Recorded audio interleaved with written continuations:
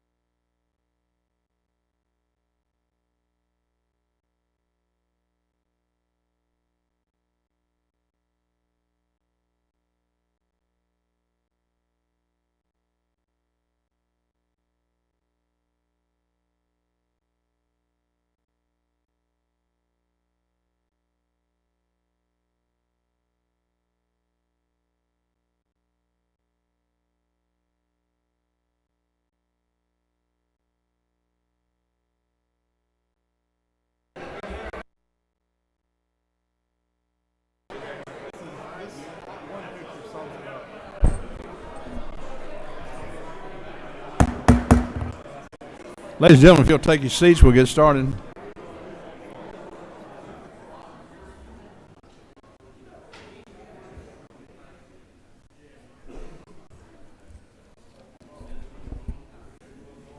Good morning, everybody. We're glad to see you this morning. Dr. Toma is here. If you'll come on up. Hey, Dr. Toma, come on up to the podium, if you will. Ladies and gentlemen, I think you're going to enjoy this first speaker. I've heard him several times in the past. Dr.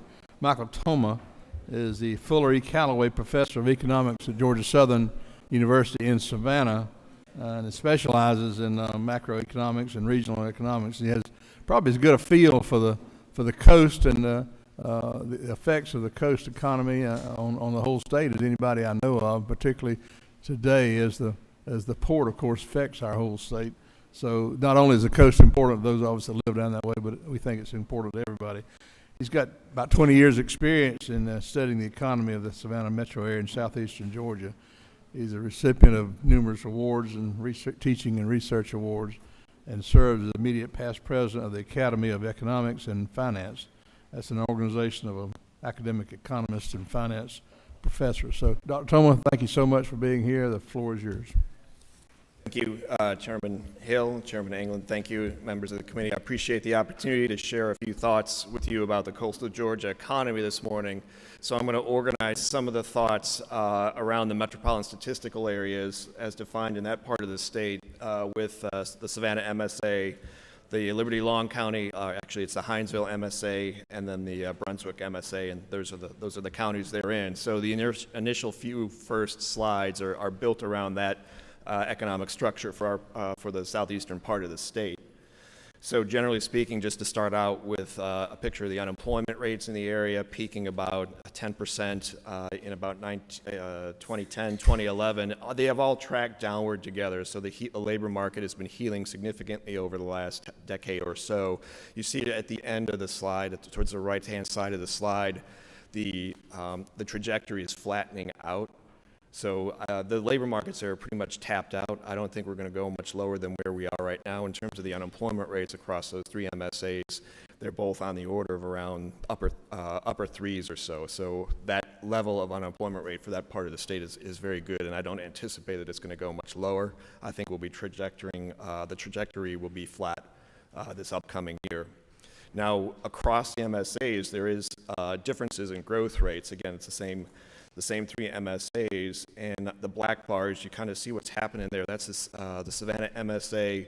The growth rates have been generally more consistent and greater than as compared to the other two MSAs in that part of the state. Liberty County also has been a little bit more consistent growth pattern than the Hinesville MSA that tends to bounce around a little bit.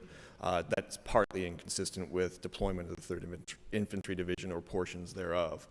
But what you see more recently in 2019 is that the employment growth rates for those metropolitan areas are slowing. So that's indicative of what's happening at our part of the state. The unemployment rates have leveled off, and the growth rates in the employment base, this is payroll employment by place of work, are slowing and easing in 2019 so far. So what one might expect to see when the unemployment rate is flattening out, when that trajectory flattens out, but we are still seeing some employment growth, is that will create upward pressure on wages. And we're starting to see that play out in the data here. This is a line graph, again, for the three metropolitan areas through the second quarter of this year. The wage growth rates are trending up over the last 2 years or so, and now are converging at around 5% on an over-the-year basis growth, which is fairly substantial growth in the wage rate.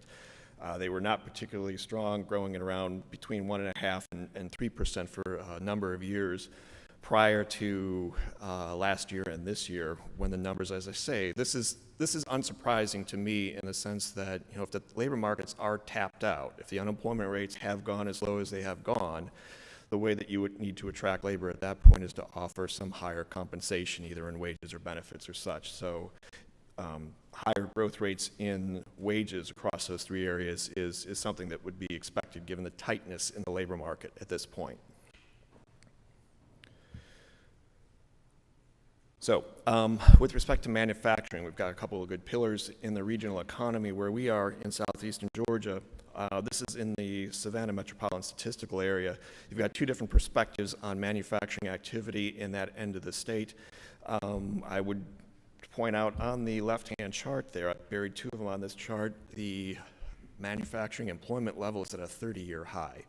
So it is, I believe I have some data that actually goes back to about 1970 or so on manufacturing in that area, and it really has not been this high since forever in terms of the data series that we have for manufacturing in that end of the state. So consistent with rising employment, we have that bar chart is economic output, the equivalent of gross domestic product for the manufacturing sector in the three MSAs in that part of the state, up significantly, about 85% since 2009. So the manufacturing kind of pillar or leg of the economy in southeastern Georgia is operating on full cylinders. It's going really well right now. Another major contributor to the economy at that part of the state is the tourism industry. Visitors to Savannah spend about $3 billion a year in the regional economy, and we have two indicators here of activity, the hotel motel sales tax in Chatham County trending upward significantly for the last 10 years or so, and also employments is the other chart, employments at the Savannah airport, just significant growth across the board that's consistent with rising spending in our regional economy from visitors coming to town. That number's been rising by anywhere from 3 to 5 percentage points over the last 5 or 6 years. So the tourism and hospitality industry in the city of Savannah and then the Savannah MSA is rather strong. Another major and significant component of our regional economy in southeastern Georgia is the Georgia Ports Authority and the transportation and warehousing industry along with distribution. So what you notice there, this is the TEUs are the 20-foot equivalents. These are the containers that you see on the ships moving up and down the river in the city of along Savannah. And you've got a pretty significant upward trend going back almost to the dawn of time.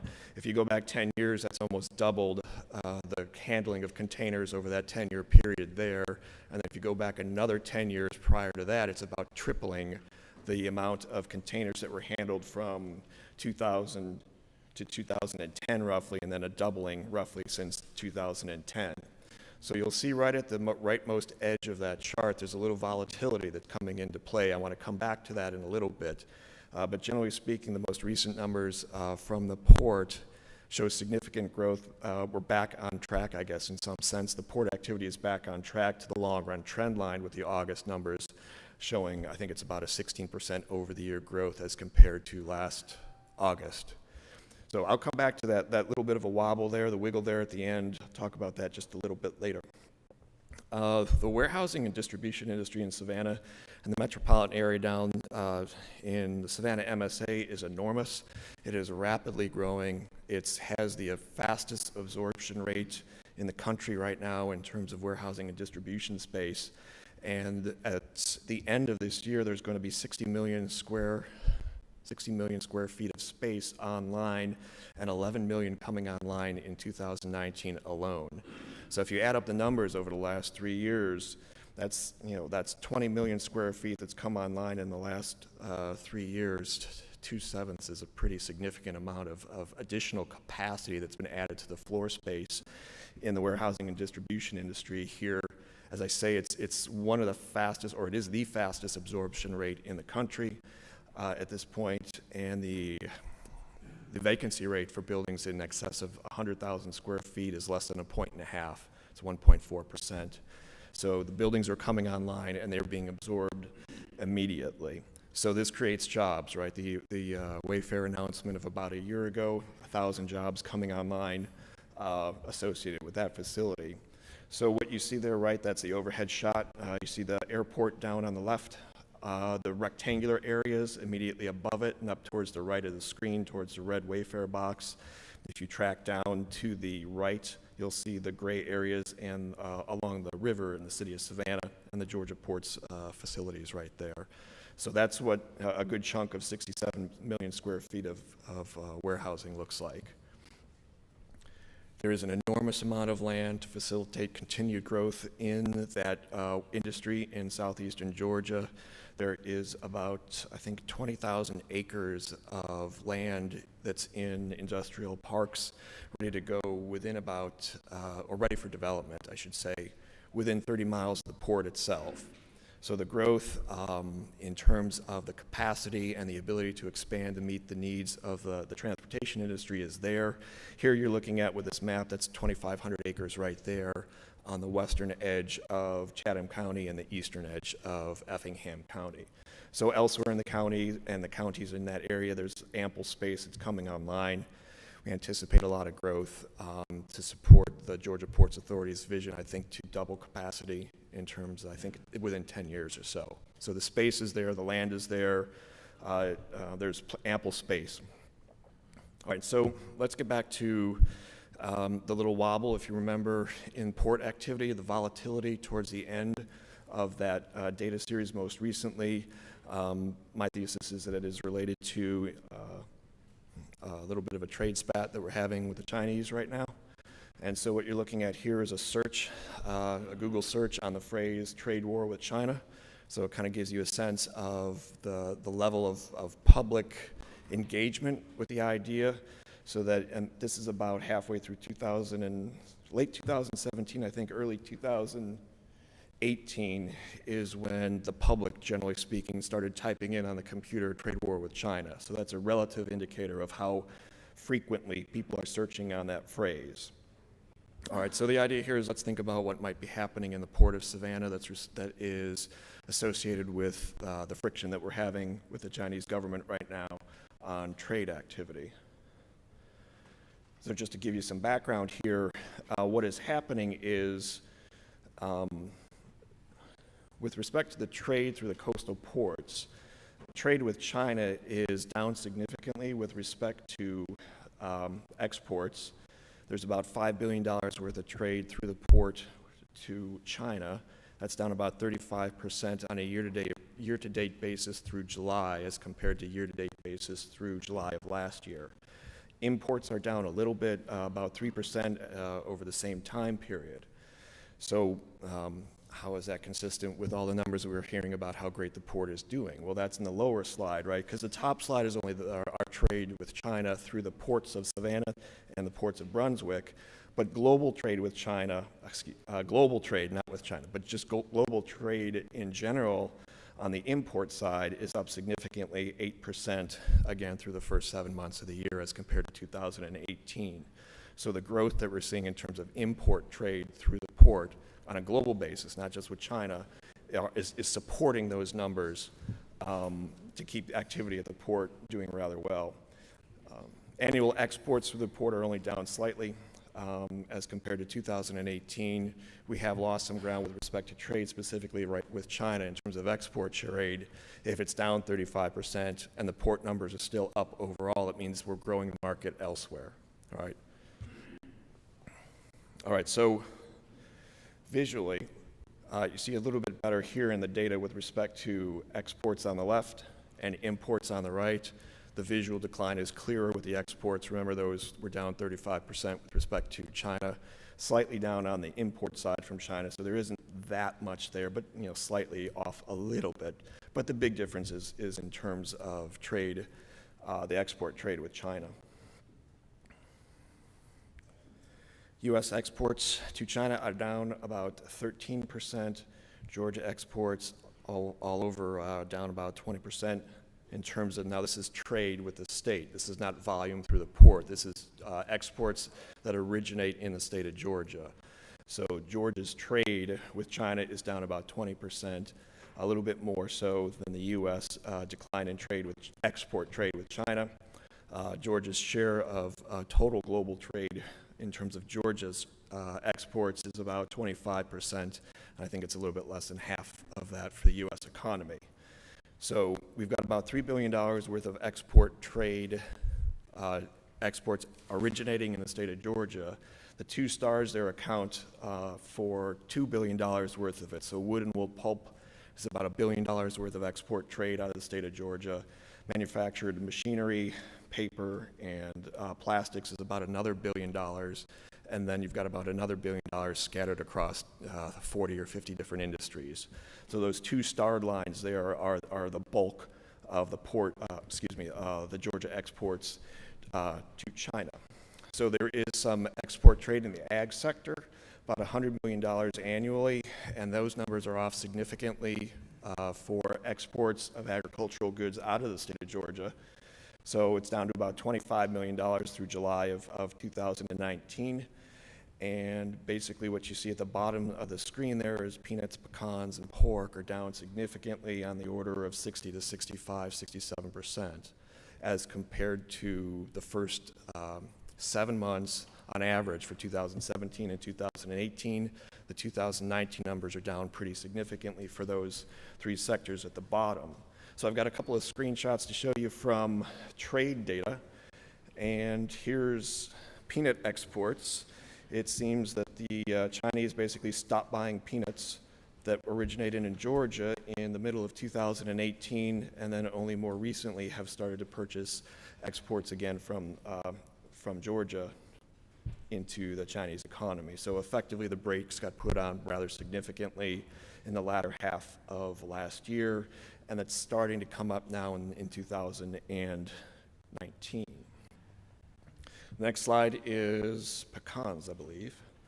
So pecans also took a big hit in terms of at the end of the growing season, generally in October and November. You see the red circle, the oval there, is a significant decline in pecan exports to China as well. So there's a pretty significant loss with respect to the November sales.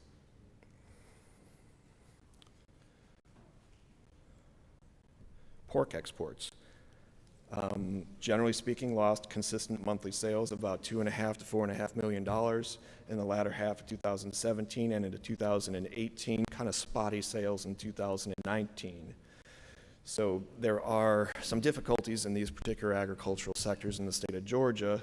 Some of these may be starting to ease, particularly with respect to pork, I think.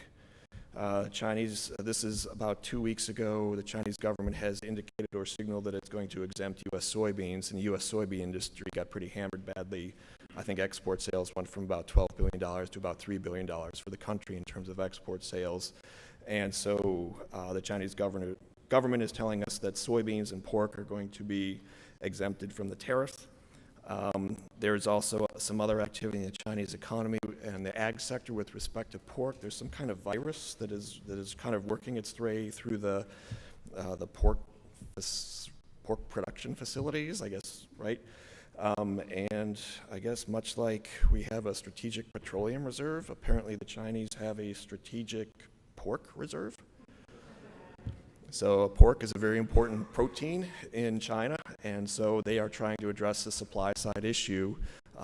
Domestically, their production is down significantly because of this virus that's in the production line, and so this makes sense from an economic perspective that they want to keep the supply lines open for pork. All right, one area where we are not losing a lot of export activity to China is in the wood pulp industry, and actually it's up a couple of percentage points on average as compared to 2017 and 18. Chinese, the wood pulp in particular out of southeastern Georgia is among the most absorbent, it's called wood pulp fluff, I think is what it's called. You make diapers out of it and other absorbent products. And so the Chinese export industry, they would like to continue to export personal hygiene products out of their economy, and also their domestic market for these products is growing on the order of about 10% per year. So there's something about the absorbency that is inherent in the wood that is grown in southeastern Georgia that makes it among the most prized input for these types of products in the world. It's light, it is soft, it is highly absorbent, and the premium market for these types of products in China is growing very, very rapidly. All right, so I think I'm a little bit ahead of schedule here, but basically speaking, the big picture is that the economy in southeastern Georgia and coastal Georgia is performing rather well, but the growth is moderating somewhat. We're seeing good, solid growth in the tourism industry. good solid growth in manufacturing. The ports is contributing to the growth of the economy, not in addition to supporting all the jobs in the transportation and warehousing districts.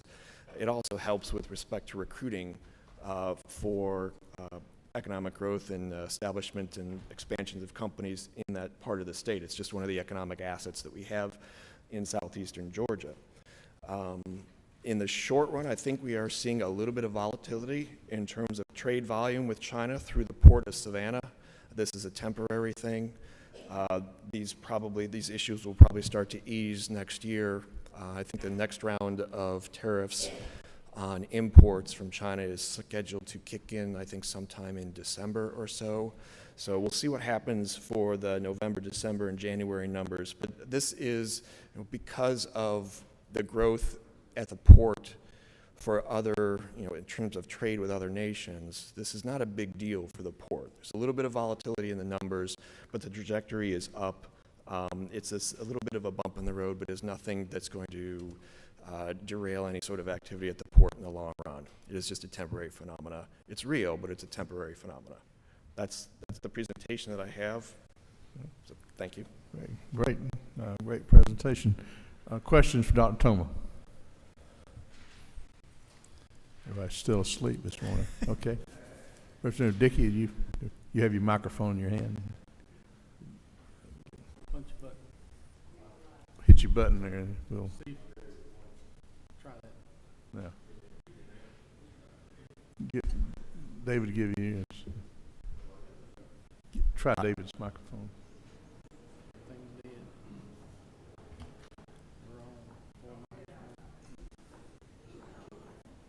All right, how about standing up and just ask you a question? We'll get somebody to get our system going here. Can y'all call whoever we call? She's working on it. All right, David, Just speak up loud. just stand up and speak. You mentioned that employment was 30-year high in Savannah, economic going well. Is it not track population? Is population increasing at that same rate, or are we internally growing in jobs, or people moving from out of state? Can you speak to that? Right now, the population growth rate is roughly the same as the employment growth rate. So those numbers are tracking together at about a little bit over 1% annually as compared to last year. And that the employment rate has slowed from roughly 2.5% down to 2 to 1.5%-ish.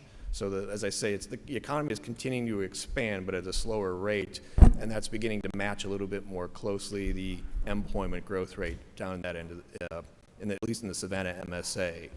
So the manufacturing employment base is at its high for the last 30 years, and also the overall level of employment is up around 180,000, 185,000 in the Savannah MSA. So I think one challenge that the economy faces there in the short run, say over the next 12 to 16 months, is that with the development of additional hotels in the region, I think there's on the order of about another 2,000 hotel rooms coming online. That doesn't sound like a lot for the Atlanta market, but for the Savannah market, that's about a 10% increase in the number of hotel rooms that are available. So the question is, how are those going to be staffed? So that's sort of a challenge that the hospitality industry is looking at and trying to figure out how they need to navigate that right now. Representative Knight. Thank you. Two questions. The first one's dealing with the blip, if you would, in the exports, particularly with agriculture. Yesterday morning, Dr. McKissick had talked about the effects of Hurricane Michael, and the fact that with peanuts and pecans, and we all basically know in dealing with that issue last year, that there were no pecans and peanuts per se last year's harvest. Could that also have been one of the part of the blip there? That is certainly part of the blip, right? It's difficult to export stuff that you don't have. The numbers are starting to trend back up, so that's probably what's going on there as well. I think.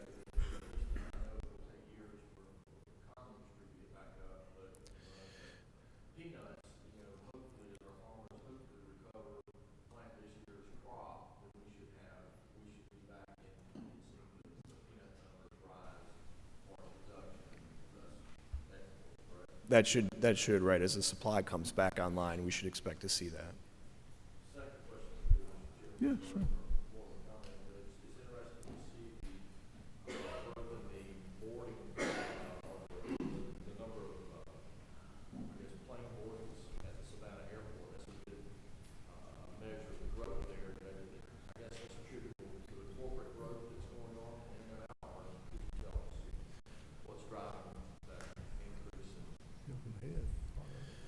It is tracking generally close to just tourism activity in the area. So one thing that the industry leaders down in Savannah have done is, I think, cooperate closely with the Airport Commission and try to identify direct flight markets.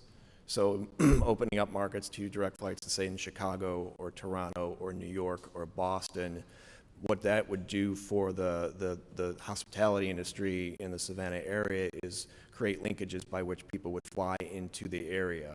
So the tourism industry is evolving from more of a, historically it's been more of a drive-in location. We're on the order of about 85 to 87% of the visitors in Savannah previously had driven in.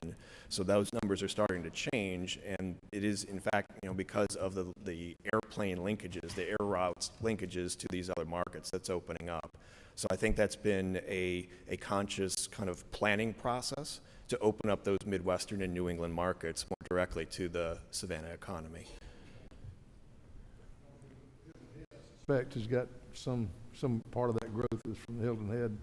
It traffic as does. well. I think the numbers have flipped over a little bit. I think it used to be more like, 55-45 in terms of the passenger traffic through the Hilton Head airport to Hilton Head, and I think the numbers are closer to 50-50 right now because of, this kind of the attractiveness of the Savannah market is kind of growth there is outpacing that in the Hilton Head area.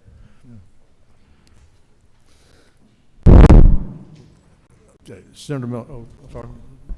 Senator Tillery. Go ahead. Thank you, Mr. Chairman. Thank you so much for your presentation. It actually sounds very positive about what you're hearing in Savannah, Hinesville, Brunswick. Does that translate or push any to the next tier in, say your Statesboroughs, your Dublins, Vidalias? Do you see that continuing to grow that way, or do you still have so much space in Savannah that grows decades away?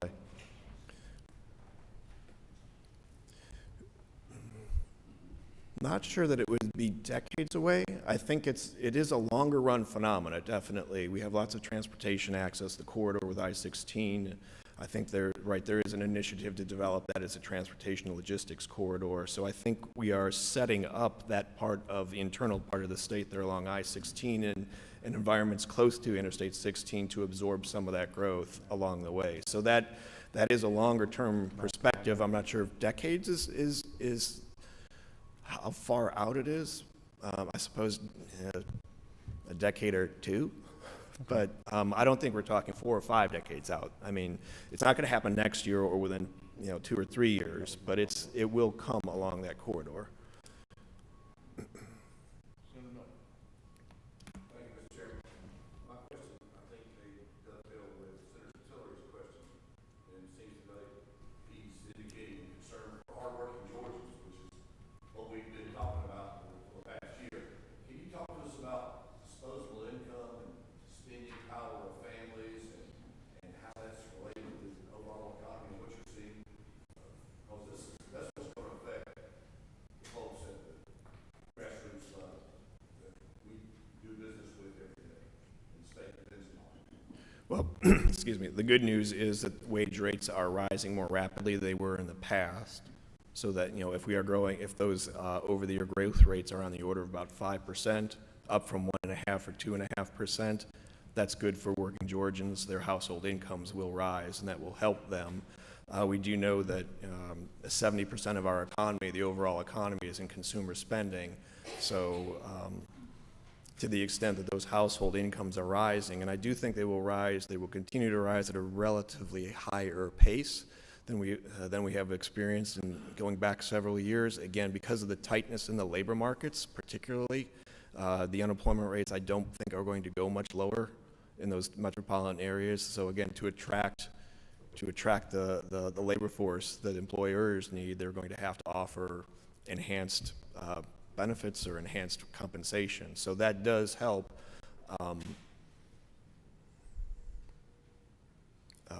the household balance sheet for working Georgians. One quick follow-up question, Mr. Chairman. So household incomes are rising. Are they turning loose of that money? Are they paying off debt? What's the income debt ratio? Is it getting worse or is it getting better?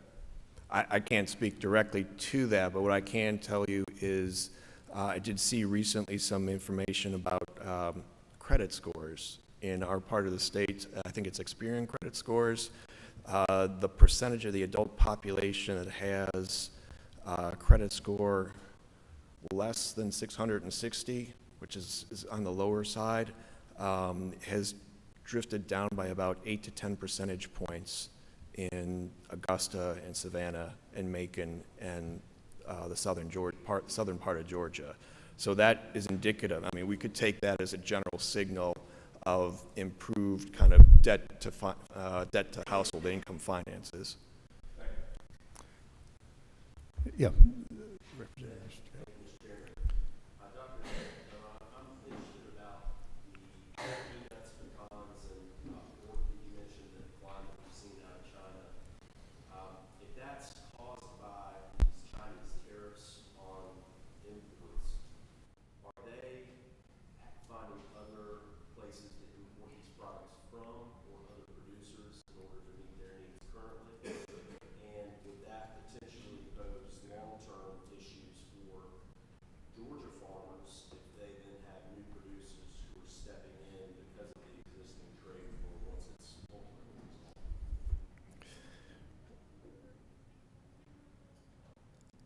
There's a supply disruption, whether it's policy-based or whether it is in part also because of the weather phenomena. If it's unlikely, I would imagine, that the Chinese demand for those types of products is going to go unmet. So I would argue, but speculating, that the Chinese would seek alternative markets for those inputs. So that, given that, it may be a challenge in some respects to gain re-entry to those markets if the Chinese are satisfied with the substitutes. Again, speculating, I don't know what Chinese imports of peanuts and pecans and things like that have done in the meantime, but presumably if the demand was there before, it's probably still there now, in which case they may be seeking alternative markets. That's speculation. I don't have clear insight into what's happening specifically in those markets in China. If I could just ask one follow-up, Mr. Chairman, this is understood because the Chinese are lifting the tariffs on soybeans and pork. It's really something that they're controlling as far as what the expense is for the purchasers of these products in China, right? If they were to lift, is that correct? If they were to lift their own tariffs in that respect, then potentially that issue would be resolved.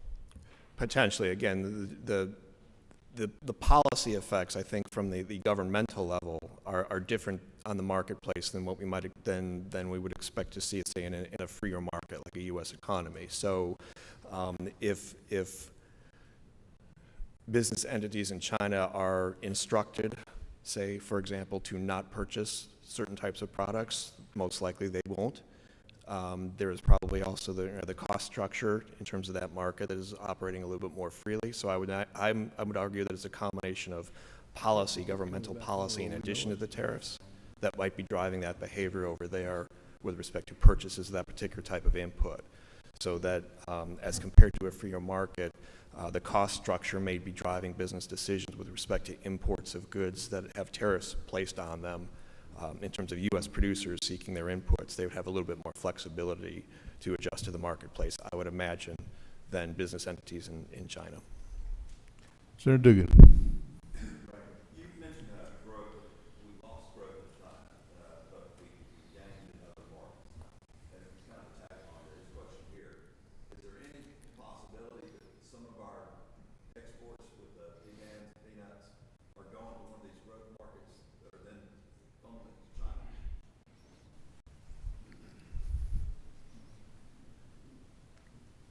Possibly. I don't know the answer to that question. I suspect that we still are facing some supply constraints in the short run in terms of the agriculture industry in Georgia in those areas.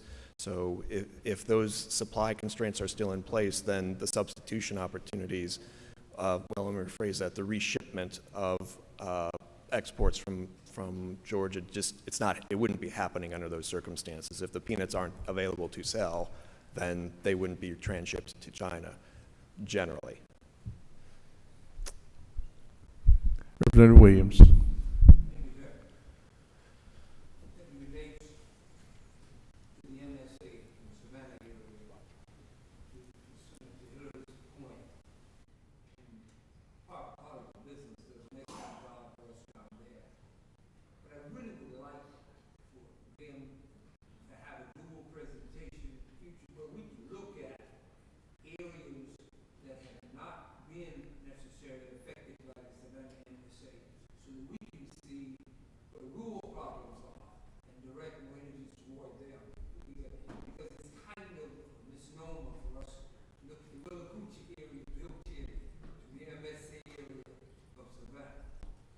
Well, that is true. I mean, if focusing specifically on the Savannah MSA would capture the urban, the urban economic engine in that part of the state is the city of Savannah and Chatham County. The Hinesville MSA has Liberty and Long County, which are more rural locations, as well as the Brunswick MSA. So those original slides are picking up some, right, not all, because that was generally that was 8 counties and not fully and not up to Statesboro. So that is an excellent suggestion for us to think about for the next time around. Representative Rogers. Real quickly, coastal Georgia is also a very strong presence in the entertainment industry, film industry, music industry, things of that nature. But can you tell me if you see that continue growing? What do you see over the last couple of years? There has been significant growth in the film industry in Savannah. I think there is some additional infrastructure that's come online in terms of some smaller sound stages that are available. I think the city of Savannah and the metropolitan area in general is kind of figuring out how to position its economic assets to feed that industry in the sense of at least kind of educating the business community about what kind of opportunities there are to interact with the film industry. Right, dog walkers, for example, right? I mean, those folks, the movie stars come to town and they need dog walkers, right? The catering companies that service the hospitality industry, right? They need to kind of adjust to a midnight to 4 a.m. food service schedule. So, those are the kind of anecdotal type bits and pieces of evidence in which you're seeing the Savannah-based and the Chatham and MSA-based businesses down there begin to kind of adjust their business practices, I would say, over the last 4 or 5 years to really accommodate the growth in that particular industry. So I think we are on a growth trajectory for that industry in the Savannah MSA area. I think really that has part of that is just the fact that the businesses have learned how to interact and understand what those types of filmmaking entities really need for their business to run, right? Downtime is very bad in the entertainment industry, so you don't want to be waiting around for services that might be coming from local businesses. You need to have it right there, right now, so that we can keep on production. So it is an industry that's been supported. People have understood that they do need to make some adjustments. I think the city of Savannah has also streamlined some of the permitting processes to make it easier in general to obtain permits for that industry. Okay, I think that exhausts our questions. Dr. Thoma, we thank you so much for being here today. It was a very interesting presentation. Thank you very much, sir. Thank you.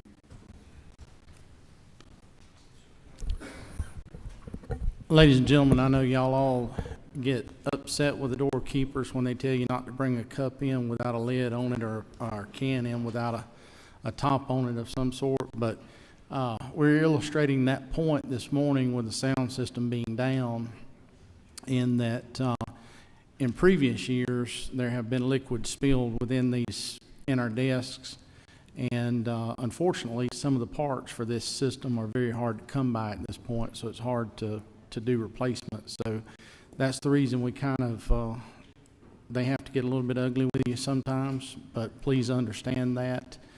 We're just trying to keep the system up and running that hadn't been produced in probably 30 years. So just be mindful of that. Thank y'all. Our next presenter this morning is Mr. Kelly Farr. He is the director of OPB. Came into office with Governor Kemp in January, and he hails from Martinez, Georgia, and holds a degree in finance from Augusta University. And I can attest firsthand, he was in Athens and cheering the Bulldogs on Saturday. And after watching his exhibition as I was performing my exhibition, I'm sure he left about as tired as I did after that game. So, Kelly, it's good to have you with us this morning. Thank you for coming, and the podium is yours. Thank you, Mr. Chairman and members of the committee, and I appreciate y'all's flexibility in scheduling so that you can kind of swap Jeffrey and I, so we've had a good opportunity to attend. And yeah, Saturday was quite an eventful day, and it was great to see you there. And I'd like to just begin my remarks today with a brief recap of the OPB budget development process and where we currently stand on the AFY 20 and FY 21 budget requests. In July, the governor convened a meeting with all agency heads where he basically discussed that, we need to be expected for slower revenue growth. We need to go ahead and start planning. They need to go ahead and start thinking of ways to implement efficiencies in their agencies to weather any and all challenges to our economic forecast. In early August, OPB, we sent out our budget instructions calling for a 4% reduction in the amended budget and a 6% reduction in the FY 20 budget. All of those responses were due back to OPB on September 6th. And since that time, we have been well underway in reviewing what has been provided to us, asking additional questions. We're going to be, as we continue to review, we're focusing on personal services, travel, and technology expenditures. We're looking at positions that have been held vacant for long periods of time, recurring year-end spending, and investments in technology that the state has already made that should have reduced the need for human capital or expensive redundant processes, but for whatever reason, we have yet to see those results. And so, being only, this will be the third week into this thing, y'all probably gonna have a lot of questions I can't answer at this point, but I will be glad to take any and all questions that y'all have. So with that, Mr. Chairman. and let me just reiterate, I am not the governor, so I have no idea what will be in that final budget report, but I am very thankful that I do work for a governor that, a lot of times when the agencies come in, I think they get a little frustrated with me because I ask them a lot of detail about what we're discussing, what they are presenting, and I think they get frustrated by that. And I just explain to them that, look, I work for the governor at Secretary of State's office, and these are the same types of questions he asked me then. And so I'm giving you a heads up. If I'm asking him now, he's probably going to ask him in November. So with that, I'll take any questions. Thank you. Okay, what we're going to do, I think we've got a handheld mic we're going to pass around. So if you've got questions for Director Farr, if you would just hold your hand up, and we'll get that mic to you. Back in the back. We'll turn that. Hopefully it's working. Yeah, if you somebody push a button and see if it actually lights up on our screen up here. No, it didn't. Okay, go ahead. I'd like to thank you for that short presentation. But I wanted to know, will this affect any current state jobs? Because you said there will be a 6% reduction in the FY 20, and most of your cuts were going to be administratively. It's hard to hear, but okay. I think you asked if it was going to affect any jobs. Yes, any state.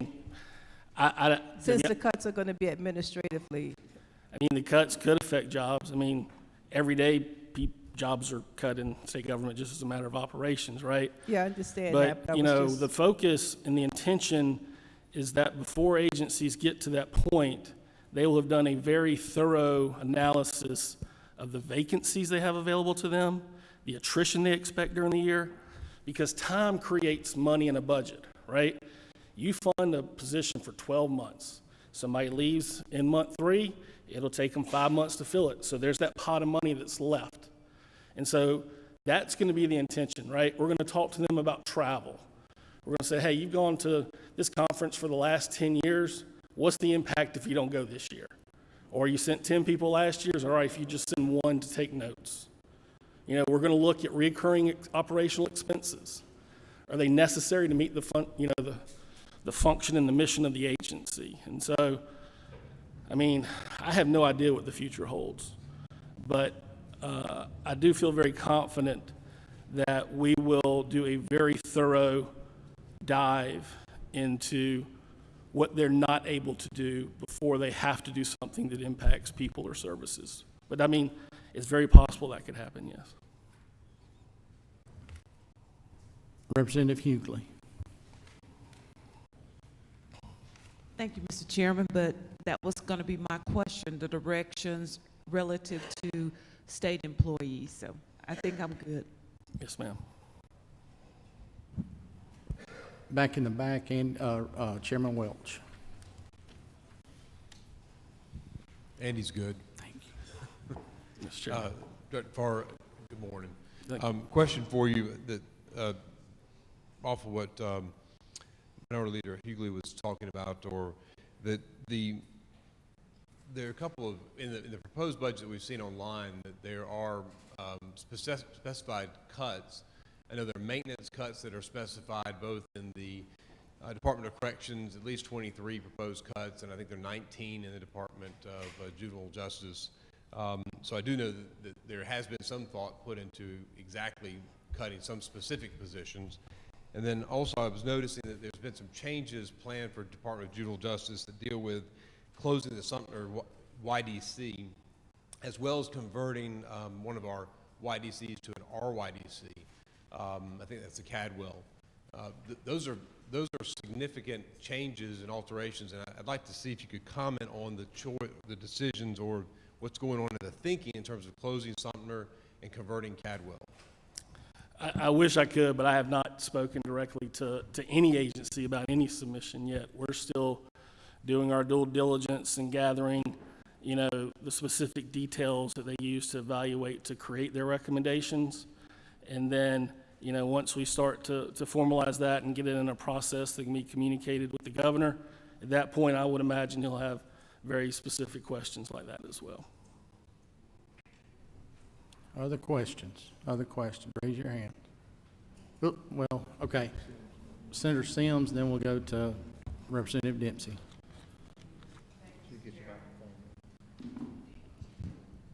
Thank you, Mr. Chairman. I'm listening for Southwest Georgia because that's the part of the state that I represent. Yes, ma'am. For prosperity rather than gloom and doom, and I've not heard anything really. And I'm hoping that when we think in terms of the 4% budget cuts and the 6% budget cuts, that we will think in terms of what region of the state is growing the most and that it would impact the most when we start thinking about cuts. And in Southwest Georgia, we've endured so much these last few years. Yes, ma'am. And it's a struggle to reinvent or to just survive. Yes, ma'am. And we would hope that you all would really think about how those cuts would impact Southwest Georgia. Yes, ma'am. Thank you. Yes, ma'am. And, you know, look, again, I can't speak about what's going to happen or ultimately how decisions are going to be made, but the one thing I can say, having gone through this process with the governor before, when we were at the Secretary of State's office, he was very thoughtful and he was very cognizant of the types of decisions he was making and the impact it would have on all of his employees and the people that it served. So, again, I don't know how this thing ends up because, you know, we're very hopeful, like Jeffrey mentioned yesterday, that this is what it is. Maybe it gets better, maybe it gets worse, but we're very hopeful in that, you know, knowing the governor and how he's done this before, that a lot of thought will be given and a lot of attention paid to the impacts that it'll cause. Senator Sims, question for you. Is it not true that you will be a livestock exhibitor next Saturday in Perry? Well, is it not true that maybe one of my grandsons is going to be working with you? Is it not true, however, is it not true, however, I will still be rooting for the house to win in the livestock showdown?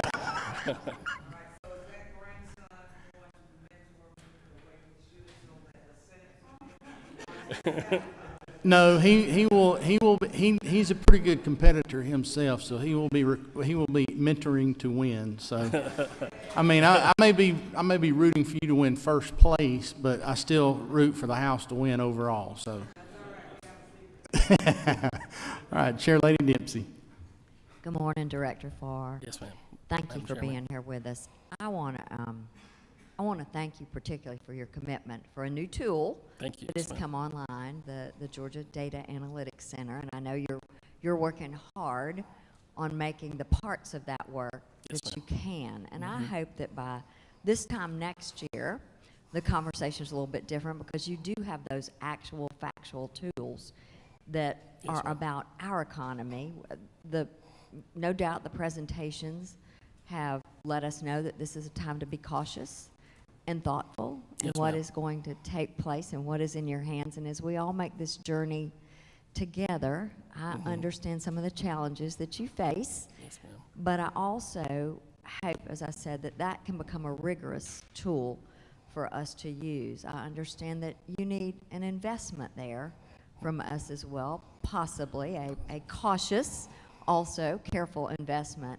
So as you are planning your own budget, I hope that you'll remember that and remember that the investment in that will lead to the savings that we can pull together later, and that you'll lean on what that legislation empowers you to do, to ask Yes, ma'am. with a affirmative, it must happen sort of ask for our agencies to cooperate with you. So I do, I'm expecting, we'll visit some more, but Yes, I ma'am. do expect you to try to tell us how we can help you in that. And I think that's part of this whole conversation here, Yes, ma'am. is the importance of communication. Yes, Because ma'am. we are in it together, Yes, ma'am. and we need to stay together. So Yes, thank ma'am, and I appreciate that, and I appreciate your leadership and guidance as we've kind of gone down this path. But, and you're absolutely right. I mean, one of the things, and that's why you've probably heard me mention vacancies a bunch of times, and that's one of the things that we've really focused on, leveraging the HB 197, is we've started to dive in and look at what the trend has been for vacancies over the last 10 years, right? You know, how many times are people coming in and out of jobs? How much attrition is happening? How often does the attrition happen? You know, those are the types of things we're trying to evaluate now. And as you can imagine, when you're evaluating 10 years of data, it becomes kind of complicated because people aren't thinking when they do stuff in a system that you're going to be looking over 10 years. So we have to validate that the data is accurate. And so that's kind of where we're at in this process. And so I am very hopeful that by the time we get back and a budget is produced, that we will have some results out of that can be shared as part of what we're going to use to support some of our recommendations. And I agree with you. I think your vision is absolutely spot on. I hope that as we continue to evolve in our maturity of it, that we will use that and leverage that more to talk from what the data tells us. And so thank you. I appreciate that. Other questions? Oh, Darlene. Chair Lady Taylor right behind you there. And then who else had one? Robert? Okay. Thank you, Mr. Chairman. I want to check on, is there currently a freeze on hiring in all the departments?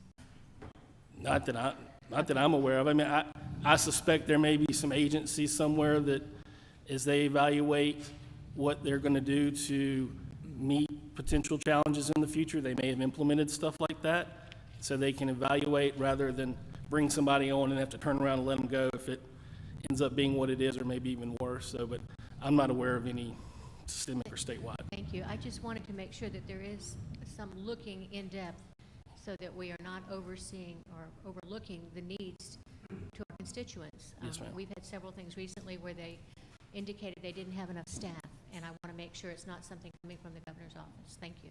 Yeah, ma'am.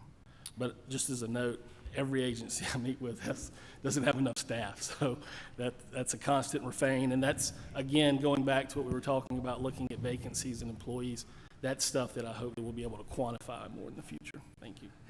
Chairman Dickey. Thank you, Director, for being here, and thank you for the work you do. I know you've got a very tough job. Thank you, Mr. Chairman. Here, could you speak to our rainy day reserves? I know we've been talking about those a lot the last few years, how we built them up. How do you foresee, what's your philosophy on when and how to use those if we ever had to, and just what kind of tool that is for you and the Well, to start with, it's nothing I can do, right? It's an act of the governor. So, but just philosophically, the 1% of the RSR is spent every year in the midterm budget. So I know I've seen reports out there that says the RSR is $2.9 billion. Well, they haven't accounted for the 1% that was in the FY19 budget yet because that closed in June. And so the rainy day fund is actually around $2.7 billion. And, how I look at it, I don't know, I've been at this like 8 months, but I can kind of talk about how the bond rating agencies look at it. And they basically view that as only to be leveraged in a time of crisis, right? I mean, once the state has exhausted all of its difficult decisions, all of its toughest challenges, then when it's meant to just sustain the most necessities of government, at that point you get to your rainy day reserve. But again, that's their percent. That's just what I've heard. Chairman Knight. Yes, sir.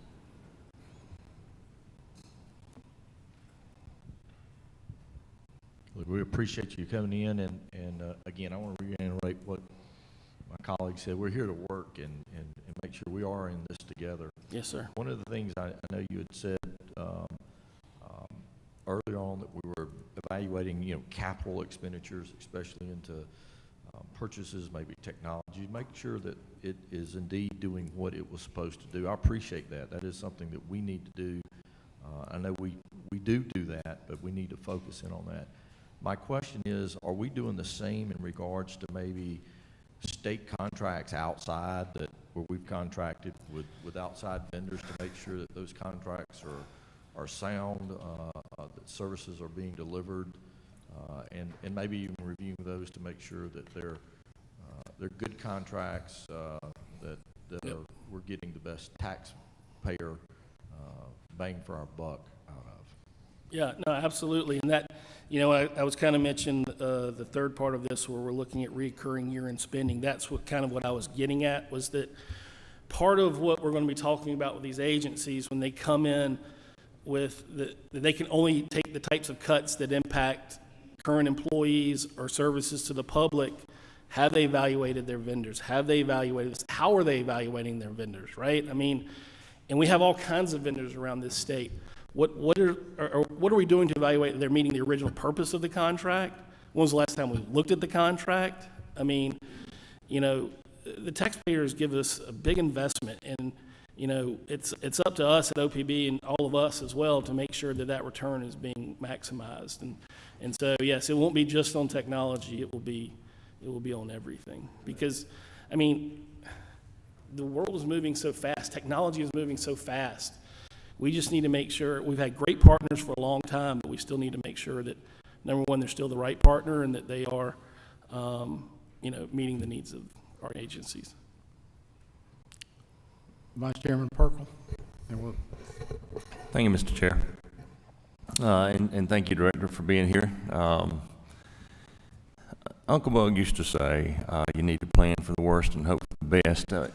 Is that be a fair assessment that what we're trying to do now is plan for what for the worst case scenario down the road, to make sure that we have our house in order and have department heads and agencies look for greater efficiencies within their departments to provide a great service to the citizens of this great state, and with a more bang for buck, as Chairman Knight just eloquently provided. I think we're asking them to plan for what we think the reality may be, right? We hope that, I mean, look, we hope that when everybody comes back in January, somehow that our revenues have just started to flourish, and it was because of something we didn't expect or understand, but now we do. But even still, we want to be good stewards of the absolutely. taxpayers' money. I mean, the governor, when he talked to the agencies in July, I don't think he had any premonition that the revenues were going to behave the way they have since July. But his intention in that day and henceforth has been, we need to be able to, number one, make sure we're getting the best return of our investment for the taxpayers, and also that the agencies continue to identify efficiencies and to improve the service to the people they serve. Thank you. Yes, sir. Thank you. Whip Kelly.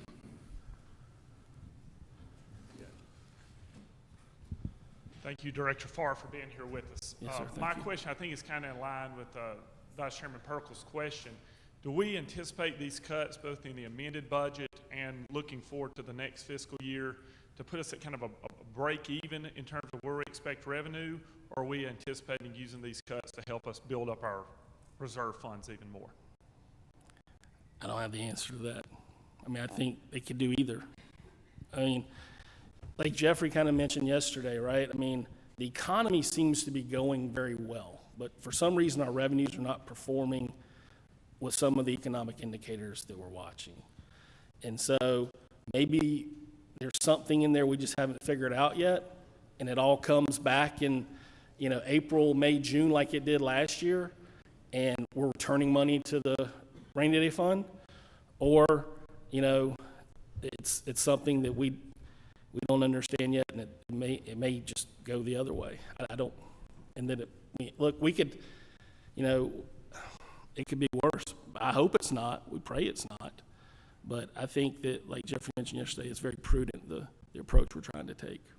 Thank you for being here. Thank you. Chairman Welch.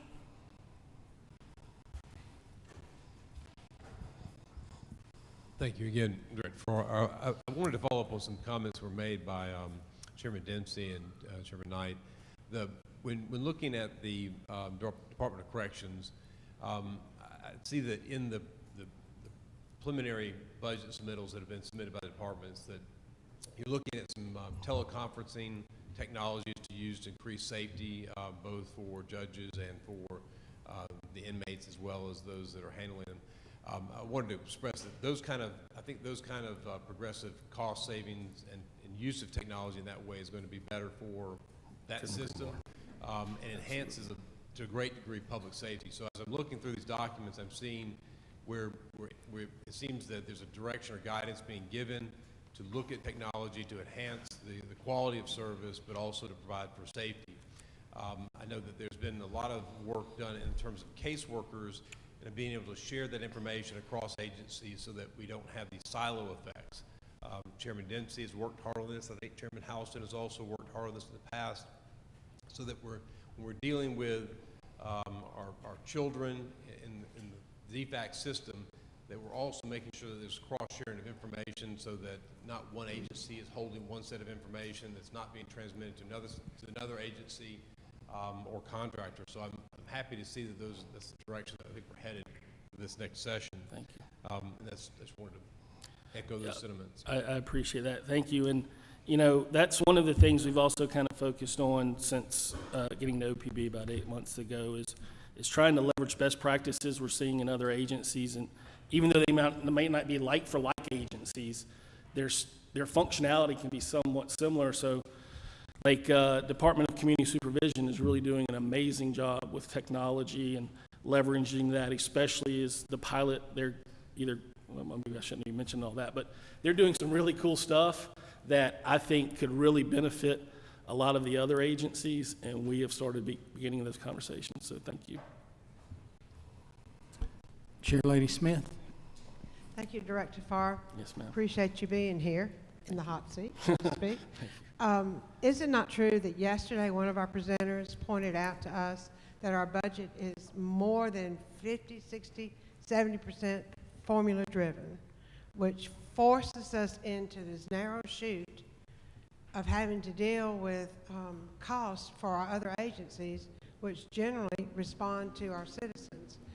And so my question to you is, would you ask your agency heads as they present their budgets to you if they have any input as to how we can look at our formulas all over the board? I'm not singling out any Yes, one, ma'am.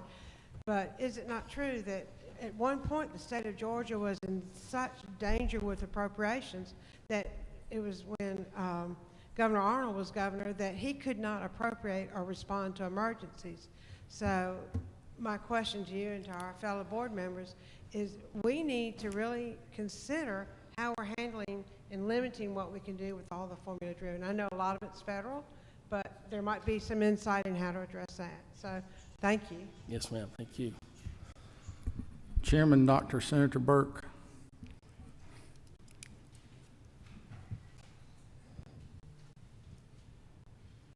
Thank you, Mr. Chairman. One of the areas that we've been trying to do in the Medicaid budget the last several years is one of the things we're trying to do with the Medicaid budget is trying to reward providers that are providing improved care, good outcomes, and maybe penalize those that aren't so effective. CMS with Medicare reimbursement has been doing that now for 10 or 12 years in hospitals and over the last 2 or 3 years with physicians. And my understanding from talking to the agency is we tried to put that in our CMO contracts last year or year before when they were renewed, and CMS told us we couldn't do it because our rate structure was so low, that they wouldn't approve holding our providers accountable for good outcomes because our base rate was the lowest in the country or the second lowest. And my understanding is we'd have to change that rate structure by 40 to 60 million to actually be able to enact those types of requirements. So again, I know everyone thinks we're spending too much money in Medicaid, but when we can't hold providers accountable, we're kind of shooting ourselves in the foot. So I'd ask you to look into that if you would. Yeah, absolutely. I wasn't aware of that.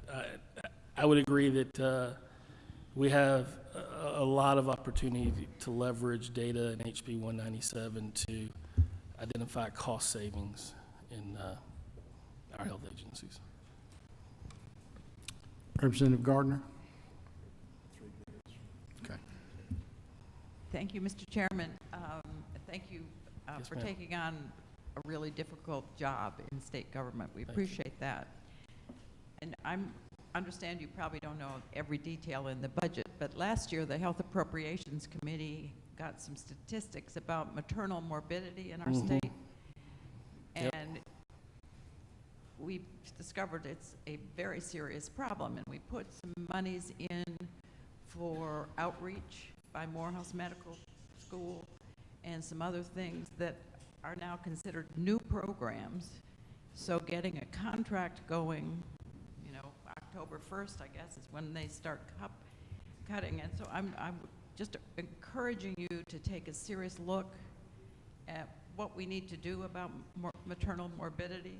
Yes, I mean, the outreach means that women will get prenatal care, bringing us healthier children, which will certainly save us money in the long run. So that's just one kind of specific item that the Health Appropriations Committee was very interested in, and I hope you'll take a serious look at that.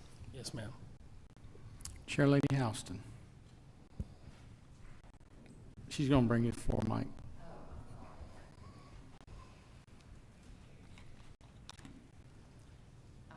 Thank you so much for coming, and we do want to work and save every way we can for Absolutely. the tax dollars. Yes, ma'am. One thing that just has always sort of bothered me that I wish you'd look into, the agencies are sort of locked into how much rent they have to pay because they sort of have a monopoly. And You mean pay to GBA or pay to their pay the GBA. Oh, I got you. Yeah. To pay the GBA and to Yeah, I'm one of those tenants too. So. and just to perform little services like, Yes, for ma'am. example, we desperately need a new cabinet and appropriations, but it's, it's way too high for us to afford something like that. And I hope y'all would look into some of the charges that they're making the agencies pay for services. And, because they have no other choice. Yes, ma'am. They have sort of a monopoly. And for the speaking for the agencies, I hope y'all will check that out. Yes, ma'am. Thank you, and thank you for the job you're doing. Thank you. Thank you, Madam Chair. One last question, and again, the profit from the coast. Somebody asked me yesterday when I said the profit from the coast, was it spelled the biblical prophet or P-R-O-F-I-T? So I'm not sure which. So, Representative Williams. Thank you, Mr. Chairman. I told someone prophets make a whole lot more money than I do, so. Thank you for coming. I would like, yes, I came in with sniffling with a handkerchief, and I don't know whether to put the handkerchief away or get out the bucket. But I do want to ask that sometimes when the questions are asked about employment and keeping jobs, it is because there's a lot of panic right now among rank and file workers. Now, you've done a great job, but a person working at DFAX in Hinesville, Georgia, only knows that I might not have a job, or I might go on furloughs. I would hope that between you and the department heads, that some of the things you said are related to the people who it's affecting, because they're very concerned. And some of us are so high in the clouds until we don't know. Some folk hadn't even got a boat. Yep. So we need to, because it affects morale terrifically. Yes, sir. The person doesn't know what kind of job they're going to have in January. Yes, sir. And, you know, I'd started to hear those same things, and that's why I made sure we sent out a letter last week so that it was clear to all the agency heads that before you start making decisions about you need to fire people, we need to have a conversation about why. Because, looking at these state agencies and evaluating the vacancies that we're doing, there seems to be a significant amount, and so that makes me think there's a disconnect between what I'm seeing and what they're seeing, and so I've got to evaluate that more and get with them. But you're absolutely right. I mean, I mentioned this before. When we were at the Secretary of State's office, some of those decisions the Secretary, then Governor, now had to make were firing people, and those were gut-wrenching decisions that he labored over considerably. And so I have no idea what the future, there may be people that lose their job through their process, but I'd imagine there's people losing their job every day in government anyways. But there will be great consideration given. Okay, y'all, that wraps up Director Farr's time and seems to wrap up y'all's questions too. So Kelly, again, thank you for being with us. Thank y'all. And we certainly look forward to working with you going forward. Yeah, thank y'all for your partnership. Yes, sir.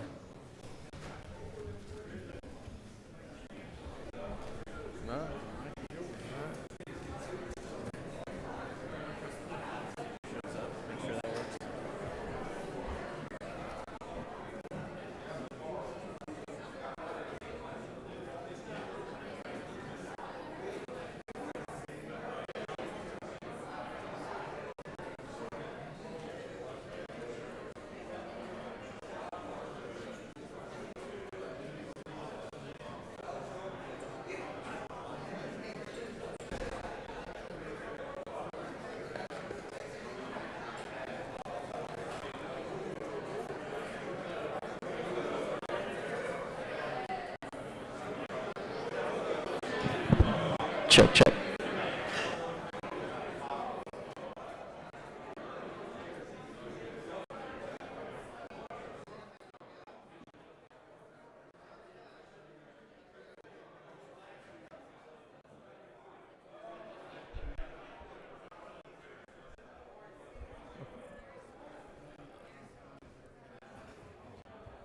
Mr. Alexander, come on up to the podium, if you will.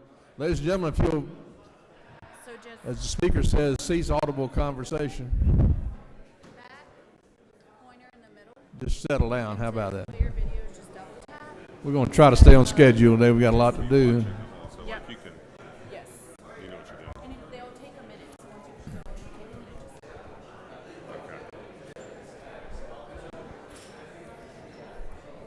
Doorkeeper, as soon as you can get that door closed.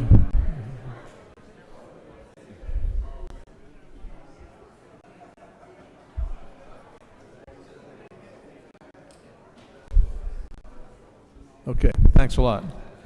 Our next speaker is Michael Alexander.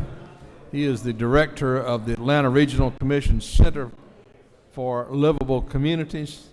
Includes the community development, community partnerships, natural resources, research and analytics, transportation accessibility and mobility service groups of the ARC. He's a native of South Carolina, has 2 degrees from Auburn, a dual master's degree from Auburn, but the most important thing, Representative Hitchens, is that he's a Marine. He's an ex-Marine, so he should get the respect of several folks in here. Mr. Alexander, we're glad to have you today and look forward to your presentation. Thank you. Thank you so much, Chairman. I really appreciate you giving us some time to talk about the way we're thinking about long-range forecasting for metropolitan Atlanta and, of course, the state. So my first gimmick today is if everybody will pull out their phone, you can aim your camera at that QR code, and it will pop up a window that will allow you to download the deck. So that's my first gift, is I try to make it as easy as possible to get this information. So the QR code will be at the end of the presentation as well, so you'll see a pop-up and you'll be able to download it. I'll give everybody just a second for that. And I will move quickly. My hope is, of course, that you'll download the deck, look at it in more information, and we'll get right into it. So this is the first of a set of videos I'm going to show you. The data is going to move. You talked about leveraging technology, but here we go. So there's 2 axes of data on this slide: life expectancy and total fertility rate. The year is 1800. So I'm going to hit play here in a second, and you're going to see the countries on this planet move through time with those 2 rates. They're color-coded by continent, and the size of the bubble is the total population. So we've been practicing, and hopefully I'm going to hit it again, and it's going to take off. We're going to see how the fertility rate and life expectancy have changed on this planet, because demographics really drives economics. So the first thing that's going to happen is China is going to have a civil war in the 1850s, and you're going to see China's bubble go down. So that's life expectancy falling. So here it goes. The U.S. is going to have a civil war, so life expectancy falls. Now people are going to move off the farms. The industrialization period in global history is starting. So Europe and the United States, the fertility rate's falling, life expectancy is starting to go up, and then there's going to be World War I and the Spanish influenza, which is going to take the whole planet down. And then, of course, World War II, the European countries' life expectancy is going to go down dramatically. And then after the war, things really got better on this planet. So lots of countries moving over. Here comes the Chinese one-child policy. And you can see how quickly China moved over. And then all these countries in the last decade really have moved up and over. So that means for us in the United States, the fertility rate has fallen from 7 births per woman in 1800 to really under 2.2 now. And I'm going to show you that data in just a second. And you're living twice as long. So that's a big reset for the way we need to think about the future of this planet and, of course, the state of Georgia and metropolitan Atlanta. So I'm going to really speed up here now. But again, the critical thing on the fertility rate now is for all races and ethnicities, it's below replacement birth level. So when you think about future population growth in the United States, you can't expect any more that's going to be due to natural increase. So that means for states and metropolitan areas, really the way to grow your population now is going to be about migration. So that means it's going to get that much more competitive, especially at the metropolitan level, for the best and the brightest to be attractive, to attract high, well-educated employees to your region so that your region can grow. Think about what Amazon did and the implications of that. So let's talk about aging for just a second. This isn't a bubble chart. It's the share of people over 60. So I'm going to hit play here in a second. It'll show you what the implications of fertility rate mean in long-range age forecasts. So Italy and Japan, as we all know, really, they got older much sooner than the United States. So look at the share in Japan. And of course, China's one-child policy means out in the forecast years that they're going to have a higher share of older residents. And of course, Mexico, with its falling birth rates in the out years of this forecast, out into like the 2060s, is going to have a higher share of older people than the United States. So big global demographic changes impacting the United States and the way we're thinking about forecasting at the Atlanta Regional Commission. So I'm not going to explain this. I just hope you read it later because there's some real great nuggets like Latin America and the Caribbean in 2100 will have the oldest population on this planet. So this is a recent Pew study, lots of good information. I'm going to click through it to get to some more fun bubble charts. So this is what I made a few years back. Obviously I went to Auburn, but there's some real UGA love baked into this slide. I'm going to hit play here in just a second. Actually, she's going to do it for me. And you're going to see, these are states, both axes are population. The year's 1900. Let's see how states have grown. I'm going to go back one. I'm going to try it.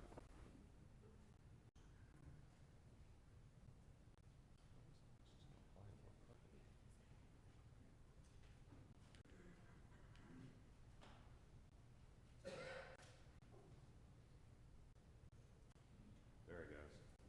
Okay, so New York, Pennsylvania, and Illinois at the turn of the century were the largest states. And then there was a big migration to California, and there's no stopping California. I say California is the Gwinnett County of states. And so then the South becomes habitable in the 1970s. So Texas and Florida really explode. And you can see Florida's growth rate. And we think about all of our challenges with respect to infrastructure. That's critical for us to understand. So then what if we do the growth rate for just the southeastern states? So you can see Florida, and by actual population change, our closest real, not competitor, but natural increasing at the same rate is actually North Carolina, but look at Florida's growth rate. Think water supply right now, because we think a lot about that at the ARC. And so then, of course, what if we go gatorless? And I take Florida out of the equation to see what these growth rates look like for Georgia, North Carolina, Virginia, Tennessee, and you can see that our rate really compared to the other southeastern states is exceptional. So we expect a lot of future population growth in Georgia, and I'm going to show some more on this. So this is a metro growth slide. This is all the largest metros in the United States. It's population and employment. So let's see how Metro Atlanta is going to do, and then we're going to drill down into some Georgia metros.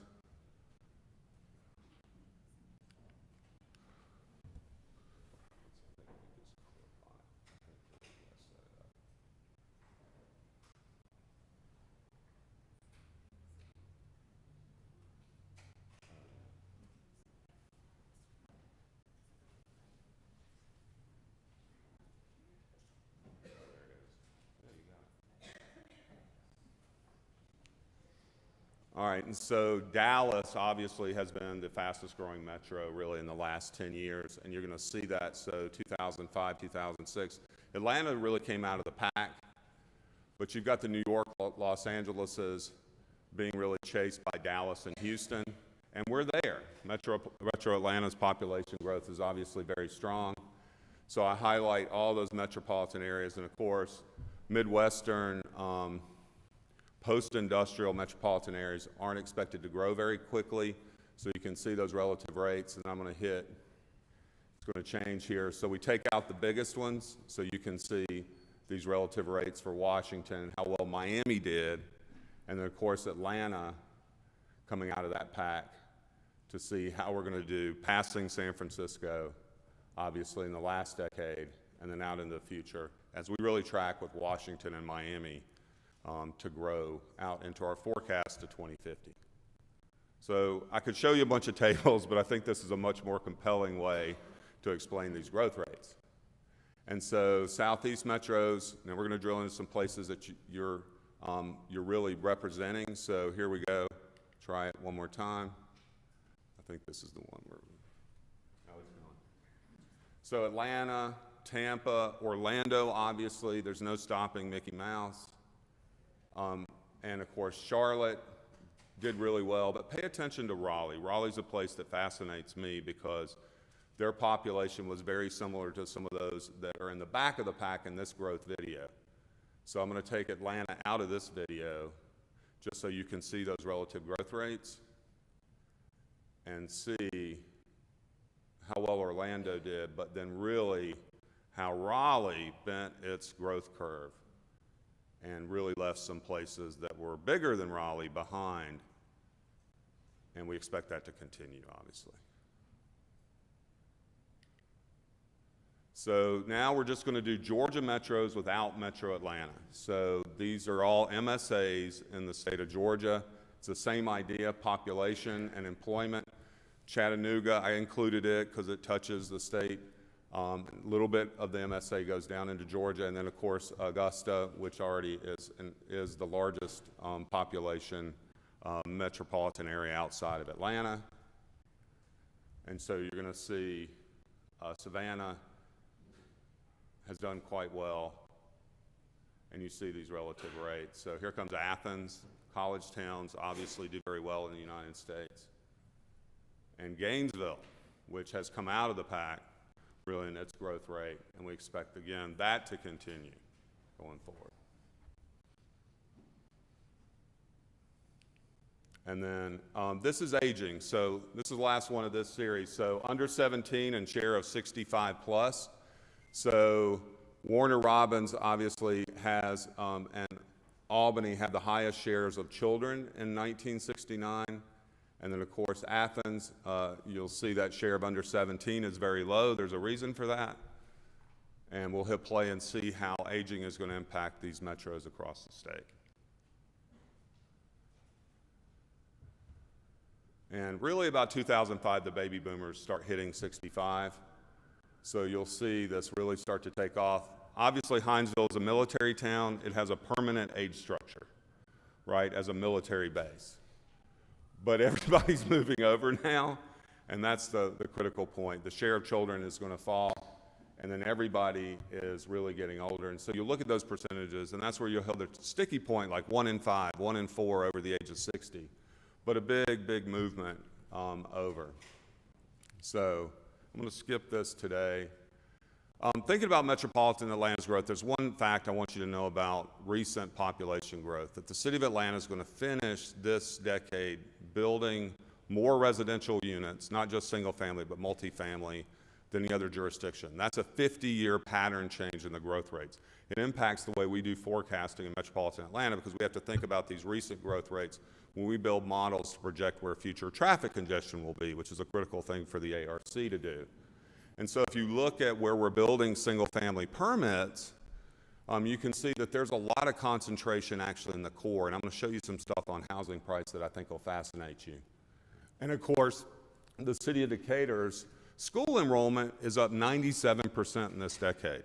It will double its school enrollment. So the city of Decatur, obviously a core small school district, has doubled. It's added more students in the city of Decatur than the city of Atlanta. But the city of Atlanta's school system is growing as well. So a lot of pressure on the core and demonstrated by school enrollment change. And that is going to feed everything we think about, right? So Metro Atlanta, very diverse place. Without that diversity of population change, we would not be really growing very much. And that's true of a lot of other metropolitan areas. So this is a global trend. It's a national trend for us. And you see that in these metropolitan area growth rates.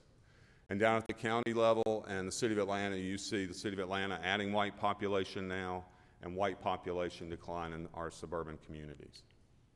And so this map doesn't show up very well. I apologize, but it's a beautiful dot density map that I learned to make a few years ago to illustrate that pattern change. You can see the one in Metro Atlanta, but if you download this deck, I hope you'll be able to see it in more detail. And then on demographics, we're always thinking about aging. If you build a lake, old people will move there. And you see that and concentrated. And I've learned to make this map because I realized there was urology billboards at Lake Oconee. And I'm like, why are you advertising for urology clinics when you drive into Lake Oconee? Well, then you end up with me making a map like that, right? Just to show you those blue areas where you have really large numbers of older residents. And of course, these are deep blues, but an actual change in the number of 65-year-olds. Still, metropolitan Atlanta is this really large metropolitan area in the United States, adding a lot of 65-plus people as well.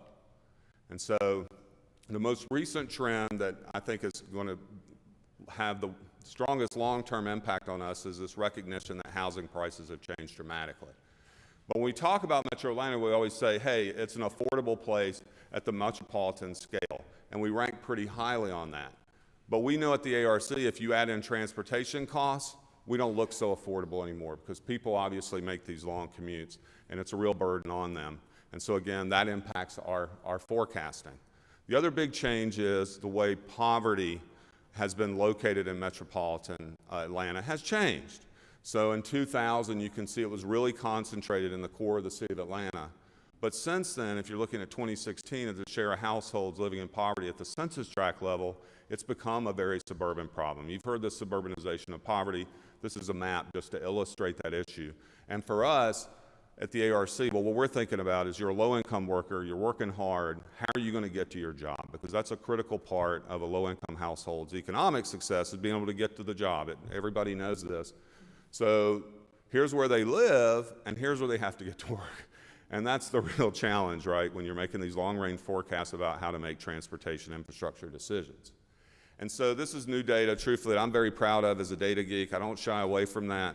We processed 320 million Zillow sales records to figure out what the actual sales price was per square foot across the 10-county area. So you can look at 2013. The blues are obviously the lowest priced communities in Metro Atlanta, and then the reds are the highest priced communities. But you see clearly there's a core-centric pattern now in Metro Atlanta. There's been a ton of pressure in the core. My sticky point is, the first house I bought was in Cabbagetown. Cabbagetown is a mill housing district. Now Cabbagetown housing is selling for over $300 a square foot, which is the same price per square foot as Buckhead. So you can get more house if you can pay for that house in Buckhead now than you can in Cabbagetown. So there's been huge price changes in the core, and you can see this a little bit better with this drill into the city of Atlanta to show you those red areas where the highest price per square foot is. So we used to have to think about it just as the total price of the house. Now we can understand it across this large area per square foot. That's a big change in the way we're planning. And that's going to impact our forecast. I'm going to shift gears again. Big picture for everyone in the Southeast. The Southeast is really expected to be, with Woods and Pool data, the big grower, adding 32 million people. And that's our infrastructure challenge here in the state of Georgia and metropolitan Atlanta. These are our brand new forecasts where we expect to add almost 3 million people to metropolitan Atlanta by 2050. That's close to the population of Denver. So we're trying to anticipate that. All the work that you do on funding transportation, working on freight, infrastructure issues are a critical part of us meeting the challenge of this expected future population growth. And then what I've done here is our REMI model, our econometric model, breaks it out for us at the state level. We don't make specifically state level forecasts, but if you look at the demographic change for the U.S., our 21 county metro area, which now includes Dawson County for planning purposes, the rest of Georgia and Georgia, you're going to see by white, black, other, and Hispanic how much we expect those populations to change over time.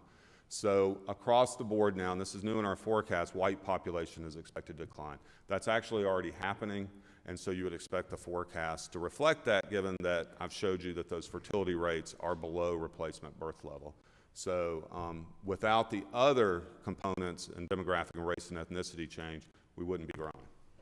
And again, in age, the only place now that the white population is expected to increase is white non-Hispanic. And of course, that leads to the fact that metropolitan Atlanta, already diverse, is going to get that much more diverse long term. And so if you think that means there's going to be fewer children, I made this to show you at the state level that the share of 0 to 22 is going to fall. That's the very left set of bars. But actually, the total number of 0 to 22 is expected to increase because we have relatively young households in metropolitan Atlanta and the rest of the state. So there's not going to be a decrease in student enrollment. We shouldn't plan for that long term. And to explain this at the county level, this is a video I show to illustrate how county level age change can be impacting and fundamentally different depending on your land use plan. So let's see. Ooh.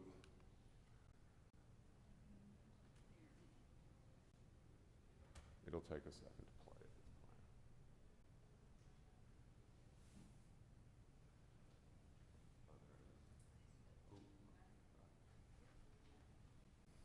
Oh. I know it's tedious. So you'll hear in the planning world naturally occurring retirement communities as a term, but you can see this is like the Georgia Metro's video, but for our counties. And so, like I said, in 2005, all of our counties start to get older, but Fayette County is unique. I know they're doing a lot of work on this now to try to be attractive to younger households, but Fayette County's age share really is fundamentally different from all of our counties. And of course, Fayette's off the slide, but they're going to come back and get slightly younger in the out years of the forecast. All of our counties are going to get older, but Fayette County, because of its specific land use pattern, had a dramatically different growth pattern over the last 20 years. And of course, their student enrollment is, in net terms, actually fallen, so that can have a big impact on communities. All right, now I know there's a lot of numbers on here, and I've been entertaining you with bubble charts, but I made this for this meeting, and it's something I'm fascinated by. It's called traded clusters. So I hope you download this slide.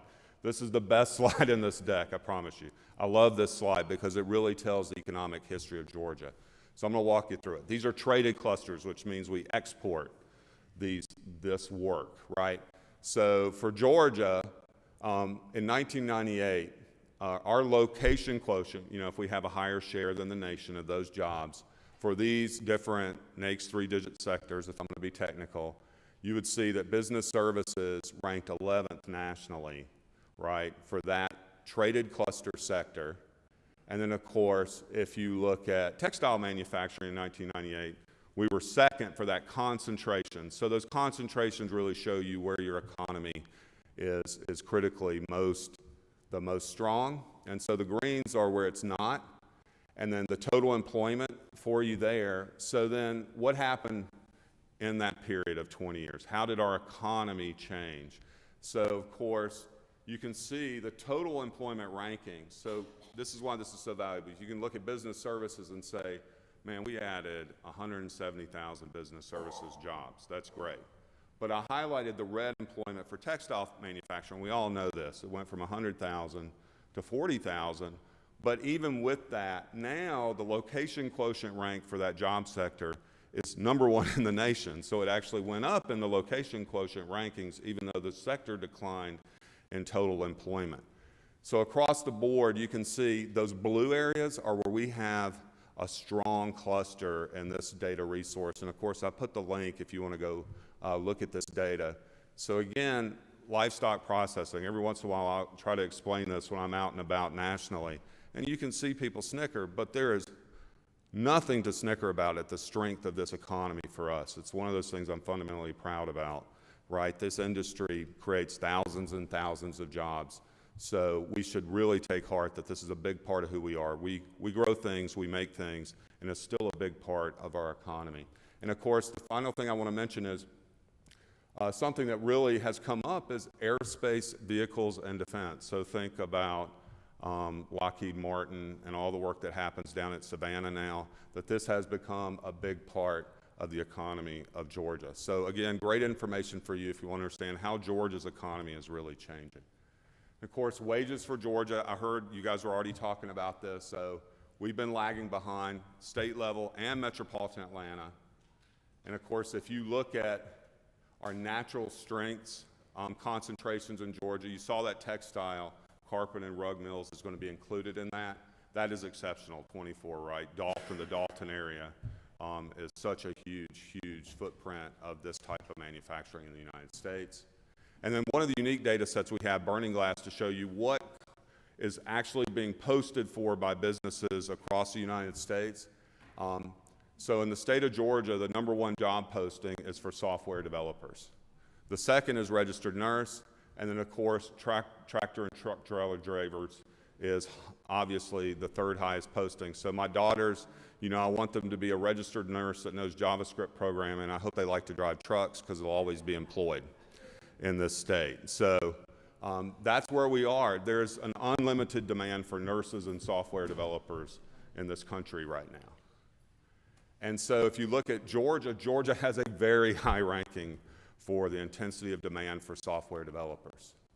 And then I think there was a question about motion picture employment, and this is the first time I've ever found this in our data. So we actually have now location quotient data from Jobs EQ that you can see that there are 20,000 people employed in motion picture, in the motion picture industry in Georgia. I think about 6,000 of those jobs are located outside of Metro Atlanta. And there's a great anecdotal story I have where I was talking to a friend of mine who was an architect, And I was like, how's it going? He's like, I'm not an architect anymore. I said, what are you doing? He said, I'm working on set design. I was like, do you like it? He's like, I'm making almost twice as much money. Yeah, I like it.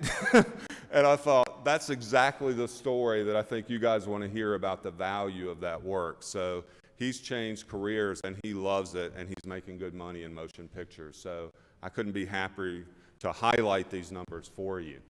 Now I'm going to click through the Metro Atlanta stuff pretty quickly just to show you, our numbers are very similar to the states. Earnings have been a challenge for us. And then this is one where we have been focused on middle wage jobs in the way we're thinking at the ARC. And we picked these middle wage jobs, but critically office administrative support down in net actual jobs at the national level, and that's true for the state Metro Atlanta. And of course, that's because of the iPhone, right? So a lot of your scheduling stuff that we used to do and required labor for, we don't do anymore. So take some time to look at that.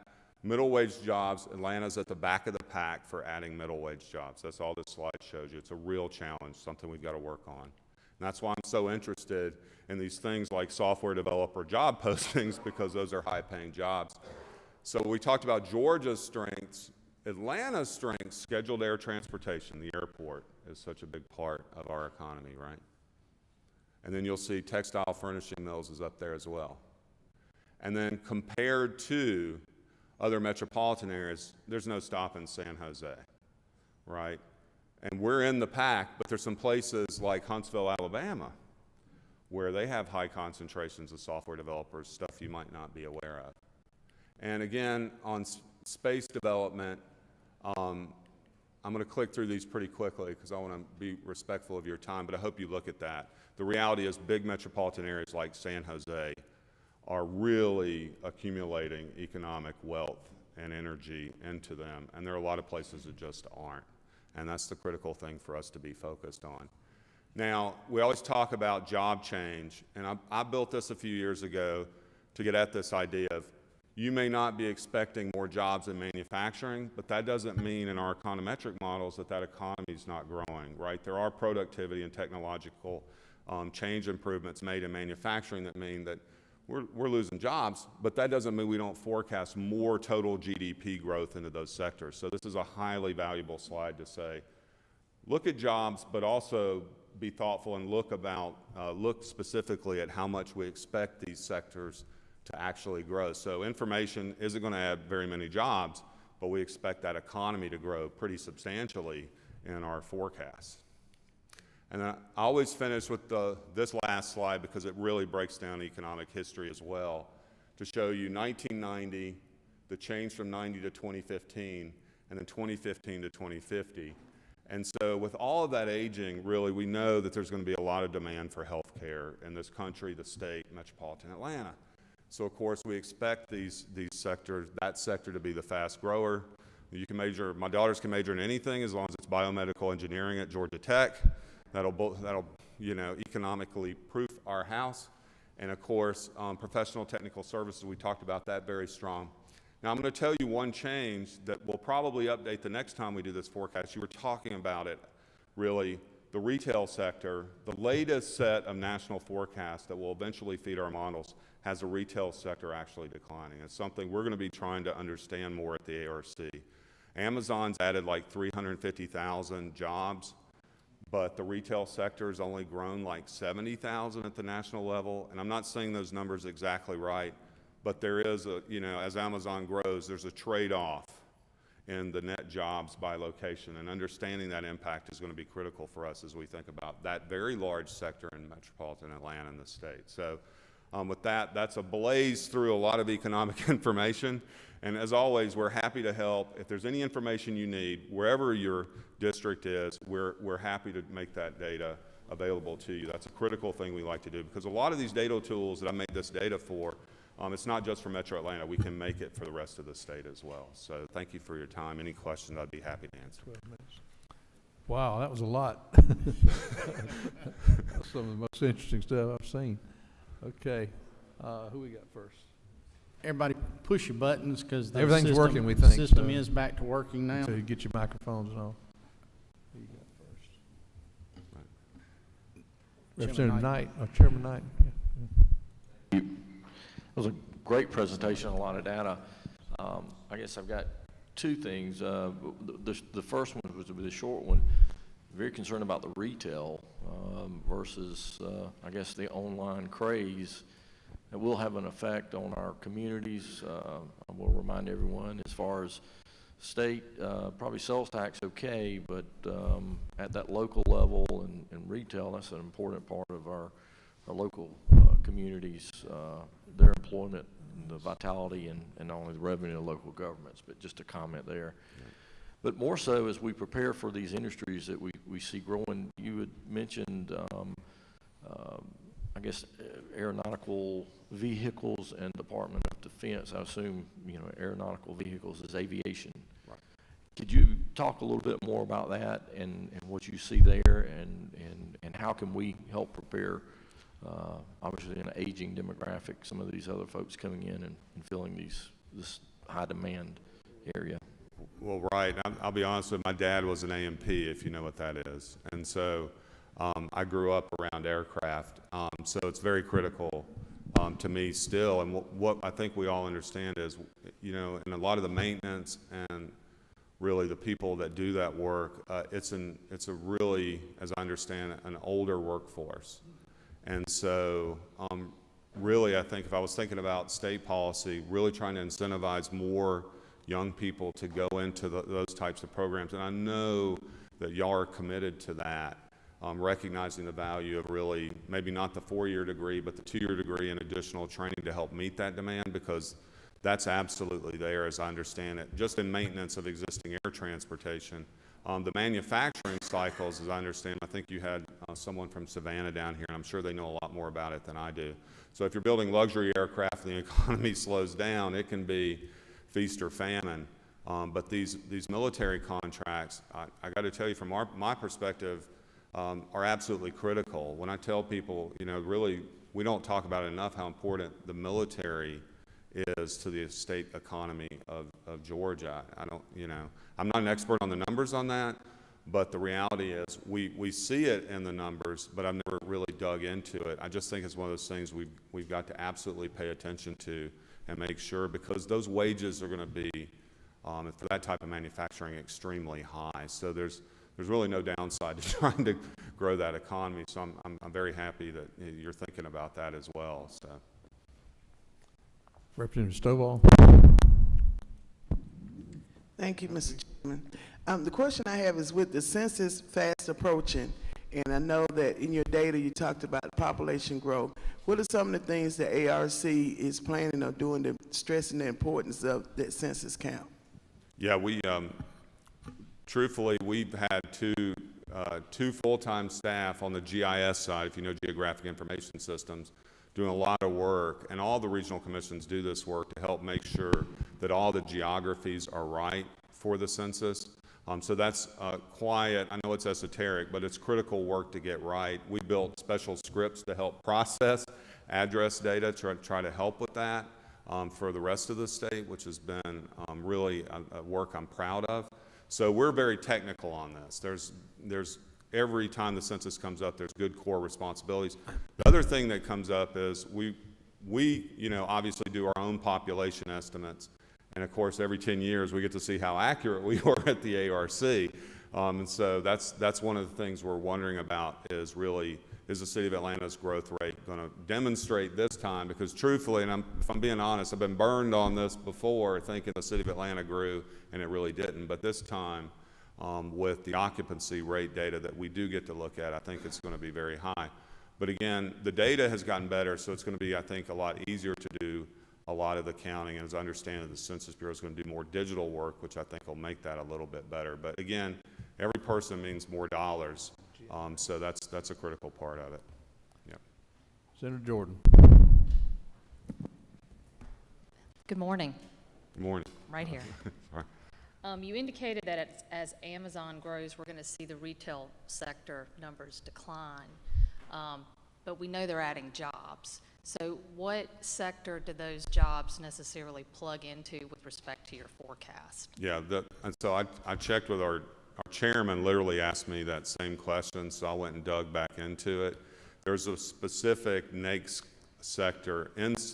When you dig into retail, there's retail and then there's like 6 digits of NAICS codes for that. So it's basically like I'm going to say this wrong, but like a warehouse shopping. I'd be happy to send you that information that because they're shipping stuff, they are counted as retail jobs. Because one of the things that comes up, well, are they doing just distribution? Do they fit into the distribution sector? But I've checked, they are actually in retail.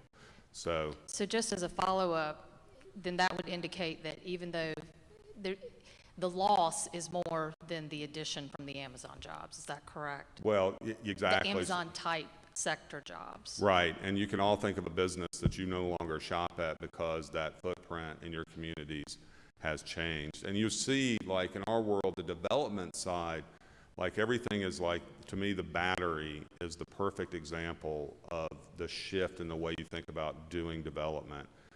They got pitched to do like Bed Bath & Beyond at the Battery. As I understand it, was one of the first pitches they got, and they held the line. If you've been has everyone been to the Battery? I mean, on a Friday night, right? It is incredible. So they're not doing the classic big box isn't happening anymore. But like it's food and accommodation jobs. So when you look at those numbers I put in about actual change in the last 10 years, food and accommodation has been on fire, right? One of our biggest growing sectors.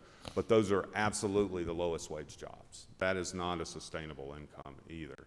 Retail was better, but that's the point. We just can't expect at the local area. I think you said it exactly. Like it's going to have a huge impact on us long term.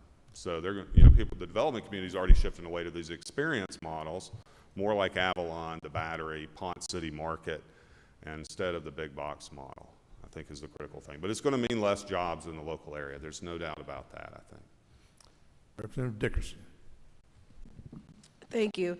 I would like to know how will does ARC work directly with GDOT? Because when you talk about the infrastructure and population growth and transportation and logistics, I know all of that is all in one, pretty much.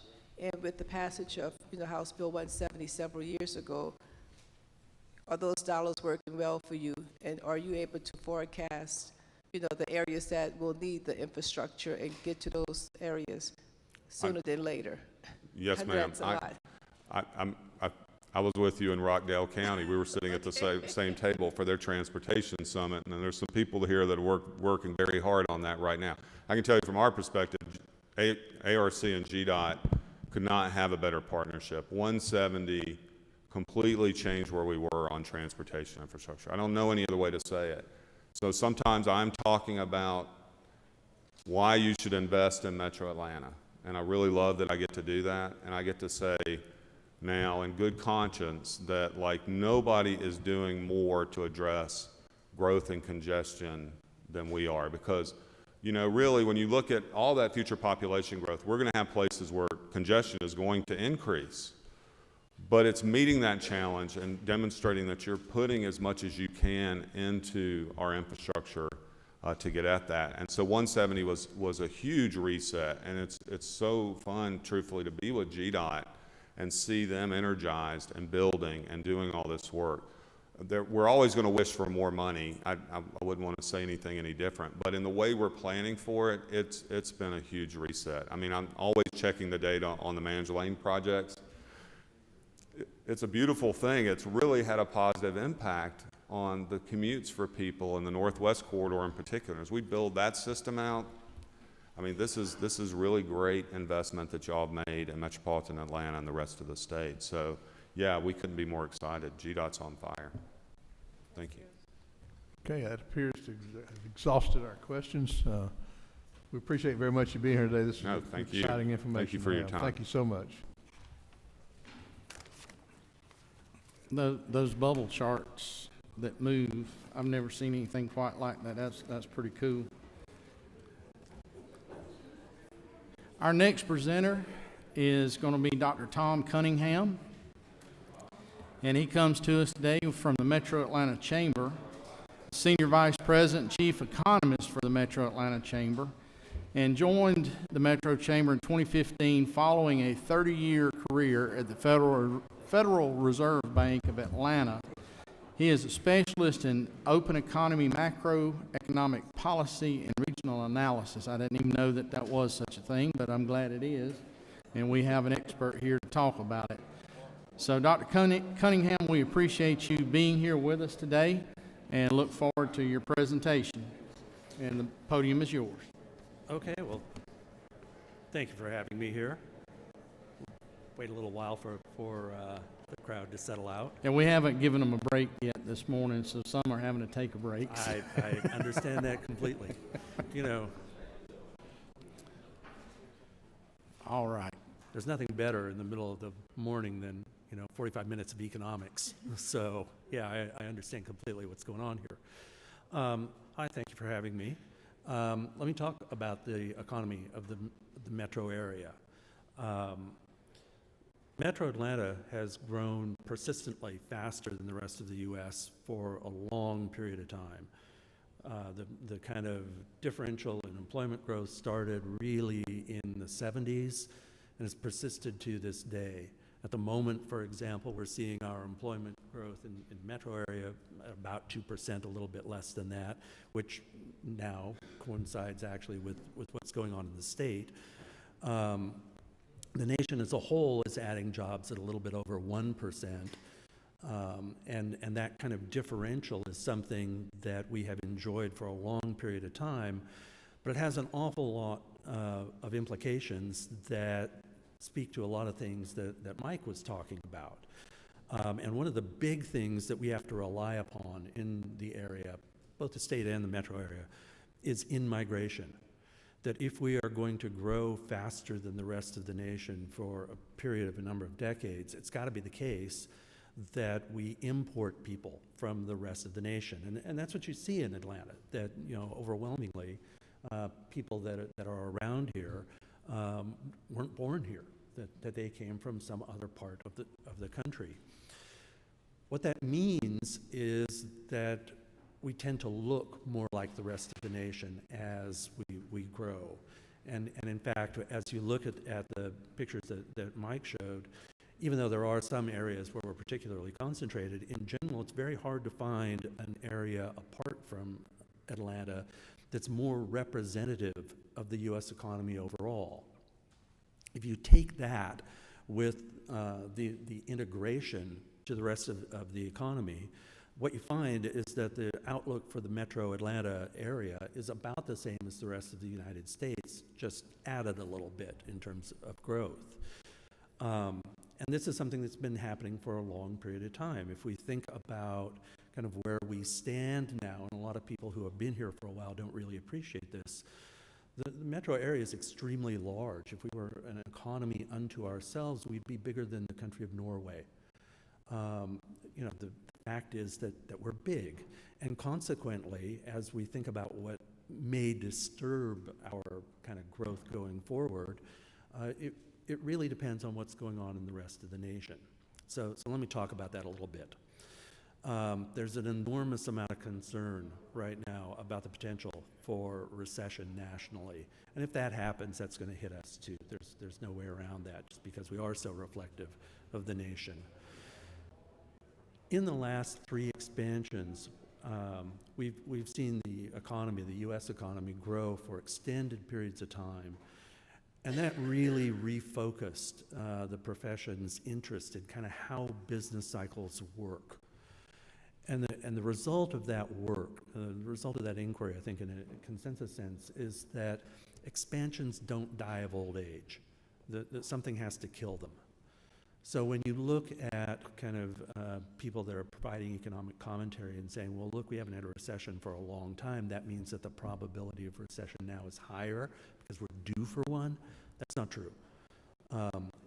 We get recessions because something kicks us off a sustainable growth path. And in fact, if you look kind of like Australia really hasn't had a recession for 30 years, that they avoided the Great Recession really pretty completely, even though it hit the rest of the world fairly hard. Being on a sustainable growth path is something that is sustainable over a long period of time. What we need is to be able to continue to the kind of fundamentals that that have allowed us to experience this rapid rate of growth for a long period of time. And that's going to become more and more of a challenge as labor markets tighten up. Now, the good news on labor markets tightening up is you get more money, wages go up a little bit. And it also means that the probability of a recession declines. That, you know, as we see labor markets be extremely tight, with 70% of the U.S. economy devoted to consumption, that consumption is driven off income, and the income is driven off employment and employment stability.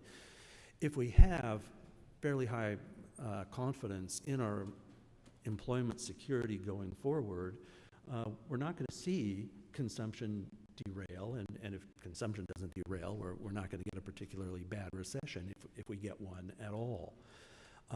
So when we look at the economy right now, kind of the only thing we see that could kill off the expansion as it currently exists is trade. That this trade disruptions are real.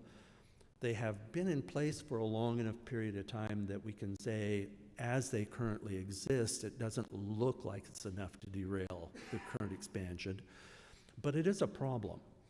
And this is one of the wonderful times that in the world to be an economist, because we're getting very, very mixed signals.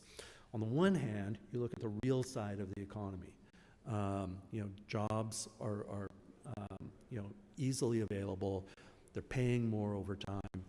We have very tight labor markets, and so you think the consumption should maintain a fairly steady pace. On the other hand, we look at financial markets, and financial markets seem to be presenting a pretty big red flag, and that's disturbing. Typically, we look at the yield curve, the shape of the yield curve, the difference between long-term interest rates and short-term interest rates. And when we see short-term interest rates higher than long-term interest rates, an inverted yield curve, so to speak, that's a big red flag for a recession, and that's something that we've got more or less right now. Actually, as I was introduced, you know, I spent my career really at the Fed, and the Fed's last report out from their last FOMC meeting really captured sort of the mixed messaging from the economy overall. On the one hand, the Federal Open Market Committee, which released its quarterly forecast, strengthened their economic outlook slightly, but they revised their forecast up, reflecting a stronger economy than they had forecast in their previous release. And at the same time, they lowered interest rates. They lowered short-term interest rates because of uncertainty about the state of the economy. And so you have this real kind of tension in what's being said or what's being demonstrated in the numbers. Now, as I believe yesterday you heard, if we do end up with a recession, another major problem is that it's not going to look like what happened in 2007 and 2008, that was an extraordinary event that goes well beyond what we typically experience. Something more on the order of 2001 or maybe 1991 would be more what we would expect with minor declines. But it is the case that we have to be careful about our assessment of the economy going forward. Now, in Metro Atlanta, one of the biggest problems that we have in the near term is workforce. That, you know, as we talk to firms that are moving in, the Metro Atlanta Chamber is heavily involved in economic development, not just in the U.S., but worldwide, trying to bring firms into Georgia. We have been very successful at that overall. In fact, about a third of the relocations that we are getting into the Metro Atlanta area, this is at the Metro Atlanta Chamber, are coming from overseas. That Atlanta is recognized as a fairly attractive place to locate, particularly sort of North American or U.S. headquarters if you're an offshore firm looking to expand into the U.S. market. One of the big attractions, aside from being a relatively attractively priced place to do work, is workforce. That we're seen as someplace that has a readily available workforce. This is not as easily the case as it has been in the past, but it remains kind of one of our big selling points. We have to be really careful about this, that as we look around at our growth, what we are seeing is employment growing in the metro area at about 50,000 jobs on a year-over-year basis, and that's been going on for really the last 6 months or so, which is a slowdown from before, but it's still a very good pace, a little under 2%. What we're not seeing is workforce growth. That, you know, as we look at what's going on with the supply of available workers, it's barely positive. And in fact, for the state, over a couple of months, which ended last month, we actually saw declines in workforce, that for some reason were actually fewer people available to do work than there had been the year before. That's very disturbing. The metro area and Georgia generally continues to see population in migration. The question is kind of what's happening there, that we are seeing people move into the area but not engaging in the workforce, not a net engagement in the workforce. It's going to be harder and harder for us to attract new people into the area just because the labor markets are tight kind of universally. What that means in a functional sense is, you know, if you are fully employed in Cleveland, you're much less likely to move to Atlanta than you were 5 years ago when, you know, prospects locally in some of the Great Lakes metro areas were much less bright than they are now. Problem is that we're going to have to continue to supply additional workers, and that means really workforce development issues. We certainly have workers that are available here.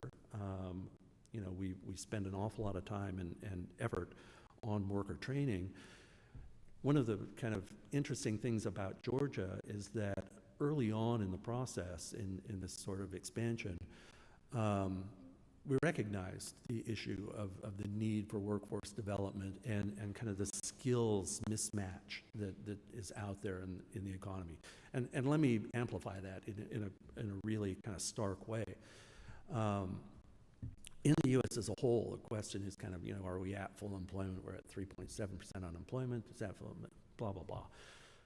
There is a data source that comes out in the middle of the month called JOLTS from the Bureau of Labor Statistics that, among other things, shows job openings posted nationally. And there are about 7.5 million job openings in the U.S. right now. There are a little over 6.5 million people actively looking for work right now. So if it were the case that all workers were mobile and appropriately trained and just, you know, able to fit into the existing job availability, we would have no one unemployed, and we'd have about 1 million jobs that would still be unfilled. That's a pretty good definition of full employment. It's reflected in the state that we are, again, having problems getting people to come into the state. And the fact that we're still having the 6.5 million people unsuccessfully finding jobs but seeking work is a skills mismatch problem. Georgia, and in particular their technical colleges and the Quick Start program, kind of formed a model for the rest of the nation in terms of addressing this skills mismatch problem. That, you know, the fact is that if you have jobs and you can specify a curricula that would lead to employment, technical colleges will do that for you. And it works really well, and it's a very attractive feature for economic recruitment into the state. The problem is that a lot of these programs are oversubscribed, and funding there is frankly an issue. And it will be an increased issue in terms of attractiveness of the state doing business going forward. We have been very lucky, well, that's the wrong word. We have for the last 6 years been ranked #1 in terms of the best state to do business by Site Selection Magazine, which is a legitimate trade magazine for site selectors. That's not luck. That's the outcome of pretty wise decision-making over an extended period of time. The problem now that we're going to face is as firms look to the future and look for workforce development, where are you going to see that? Where are the workers going to come from? One of the advantages that Georgia has, and I didn't go to college here, so I want to kind of remain neutral in the UGA Georgia Tech stuff here. But Georgia Tech is I think, a little bit underappreciated in the larger scheme of things, in the sense that they're a top 10 engineering school in the world, and they're extremely large. That if you look at the graduate engineering program at Georgia Tech, it actually enrolls more students than Stanford and Berkeley combined. So, in terms of where top shelf graduate engineering talent is coming from, Georgia is providing it to the rest of the world, and providing it to the rest of the world is indeed what's going on. That as you look at where Georgia Tech graduate engineers are locating, we're having trouble keeping them, and this is a major issue. It's also driving a lot of what you see around the Georgia Tech campus in terms of economic development. But one of the things that firms around the world have recognized is that they need, top shelf engineering talent, and the way to get that is to make connections with the top tier talent before they get out of college. And so what you're seeing is corporate innovation centers. There are now 39 corporate innovation centers located in the metro Atlanta area. I mean, that's amazing by itself. But what you're really seeing is sort of old line companies that are looking to reinvent themselves in a digital way. Black & Decker, NCR, Honeywell are moving their corporate innovation centers to around Georgia Tech to hook up with the graduate program students before they get out, before they make their move into the rest of the economy. That's something that's benefited us fairly dramatically. One of the friends I have in the entrepreneurial community that came from Silicon Valley to Atlanta said, you really have trouble getting serious engineering talent anywhere in the world. It's a little bit easier here than it is elsewhere. And that's all about Georgia Tech, and now in an ancillary sense, what we're developing in UGA as well as Kennesaw State. These are essential to our long-term well-being. So let me wrap up briefly with a couple of points. Again, the takeaway is that we are likely to continue in expansion unless we really do see something derail the U.S. economy, and it's going to be something pretty stark and deliberate. If a recession does come, which is something we need to worry about, but perhaps not the most likely scenario, it's not going to be anything like what we saw in 2007, 2008. And in the meantime, the issue is that Atlanta has a problem of success, and the metro area has a problem of success. We are congested because we're a good place to be. That I have to say, this is a little sarcastic, but if you find a really good restaurant in your local area, you really want to give it a bad review on Yelp. Because if you don't, everybody's going to say this is great, and then you won't be able to get a table. And that's kind of the trouble with success, that if it's the case that you are the #1 state in which to do business, you're going to have people come in doing business. And that means that you're going to have stresses on infrastructure and support associated with that increased activity. And that's something that I think we're dealing with in a reasonable way, but it's something, again, that we need to plan for in the future so that we don't get knocked off our position of being the #1 place to do business.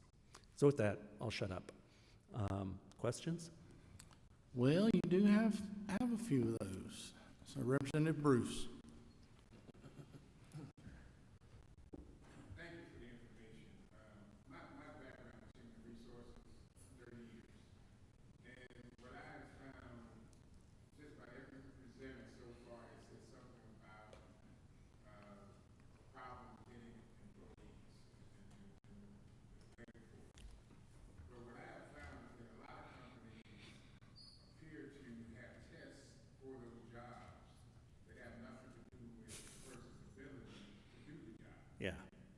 And we kind of do that in the legislature. You know, we have a campaign. You know, the campaign has nothing to do with the job. But anyway. Okay. And then we also find that a lot of the jobs people just don't want to do.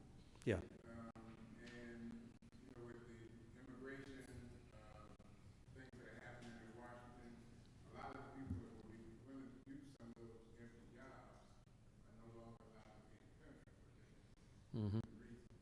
So how do we fix this? You know, because everybody has said that it's a problem, but nobody can kind of just how to fix it. Well, I'm not sure what we can do at the state level per se, although being a welcoming state for everyone is really critical, that it has to be the case that everyone thinks that moving to Georgia would be a really good idea. The U.S. overall, you know, in its history has had periods of rapid economic growth and labor shortages, and they've been answered by immigration. I mean, that is, we're a nation of immigrants. We say that all the time, but it actually has meaning. And meaningful immigration reform would be very, very helpful here. One of your former colleagues, a guy named Sam Zamaripa, had this really good idea about a decade ago that I worked on with him when I was at the Fed, called the essential economy. And the idea is you look at kind of not particularly attractive service sector jobs that can't be exported. So things like food service or you know, hotel housekeeping, hospitality stuff. Not the executive chef, but the other people in the place that make things work. You have to have workers to fill those jobs, because otherwise the rest of the economy doesn't work. And they're non-exportable. I mean, if you're washing dishes for a restaurant, that can't be outsourced. It's not a particularly great job. It's not completely unskilled. It's not particularly high paying. But if you don't have people to fill those jobs, you can't have the restaurants. That's why it's sort of essential. It turns out that about 20% of our jobs fill that criteria. And if we are going to attract particularly attractive high-wage jobs, we have to have the support employees available to provide the support for those high-end jobs. If you bring in, you know, if you start a hospital, for example, you'll bring in some surgeons, and they'll make a lot of money, and that's very attractive and all that. But you have an awful lot of people that are not doing that, that are necessary. And if you can't find those workers, you can't run the hospital. So that's actually quite critical. And in the past, we have relied on immigration at a national level. Georgia has relied on in-migration, which is the movement of people within the country towards Georgia. We have to be seen as a welcoming state. I mean, that is critical to get people from all over the place to move in. On your first point, that a lot of firms do a lot of screening that really doesn't have anything to do with the job itself, that's true. And I think we're seeing an awful lot less of that going forward. We're also seeing a fair amount of on-the-job training that we haven't seen before. And I would suggest that both of those were legacies of the Great Recession.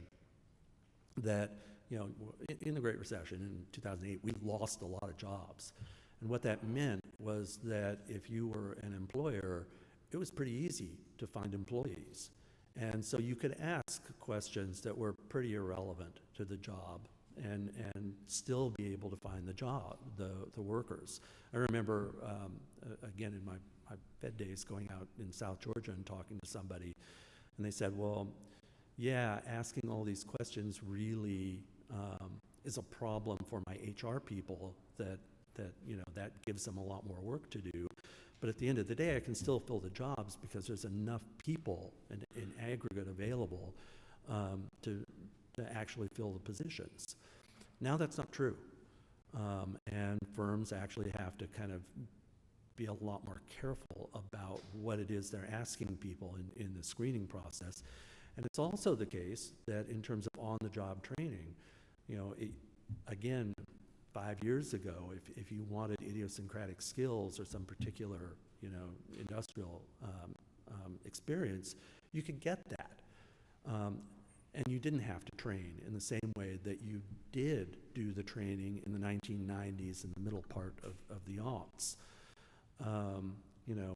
We saw a very advantageous hiring situation, and that's over. And so, yeah, we need to go back to kind of more reasonable screening questions and an environment where a lot of the worker training is done by the employers. And that is not nearly as much fun for the employer as it was when you didn't have to do that. But the fact is, if you are, kind of in a position where you've got an aging workforce that has idiosyncratic skills, you're going to have to train young people to do what needs to be done. Okay, Chairman Tanner. Thank you. And I want to thank Chairman Hill and Chairman England for having these hearings for a couple of reasons. It's easy for us as we see the budgets or revenue decline to just cut agencies. But I think it's very important that we understand why we have those dips in revenue. And I think you hit on a couple of things, and the ARC hit on a couple of things that I personally see. First of all, the housing market drives a lot of the economy in the Atlanta region and North Georgia, where I'm at.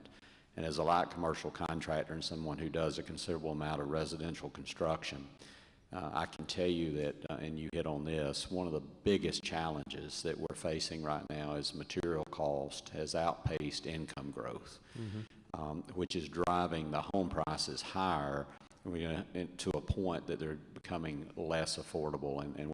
So we're seeing a slowdown. It's not in demand, it's just in the ability for someone to afford the home, which is a challenge. The other challenge that you hit on too, that I think we as a state need to be very, very cognitive of, is workforce development.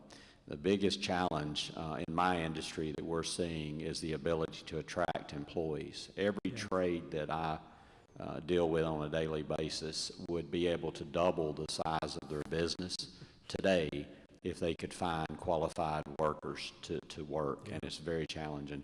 And the average age of the tradesmen, and specifically the owners of those companies, is typically above 55 years old, which gives me great concern as someone in that industry that we're not doing enough to bring younger people into that workforce. And those are high-paying, middle-class jobs.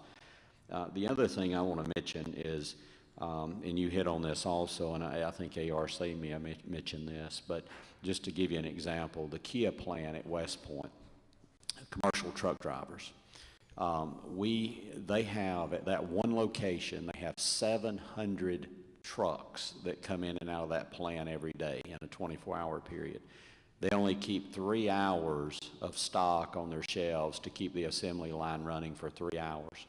The supply line is so critical. We were in Savannah for the last 2 days for the Freight Logistics Commission, and the question was asked of Kia, what is your biggest challenge of being successful in Georgia?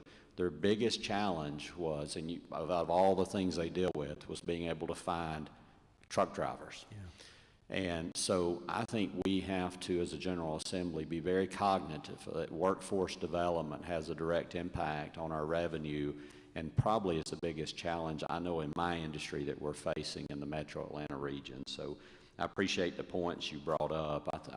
I see the economy in my area as being very strong, but it has challenges because of the ability to attract workers. Let me go back to the previous gentleman's question and tie those together. You know, we saw in the previous presentation a slide where you've got about 30-some thousand openings for truck drivers right now. Well, that's kind of an amusing statistic, but more than that, it is a legitimate impediment to business, that you've got a problem there. And in terms of employment, being a commercial truck driver doesn't require a college degree.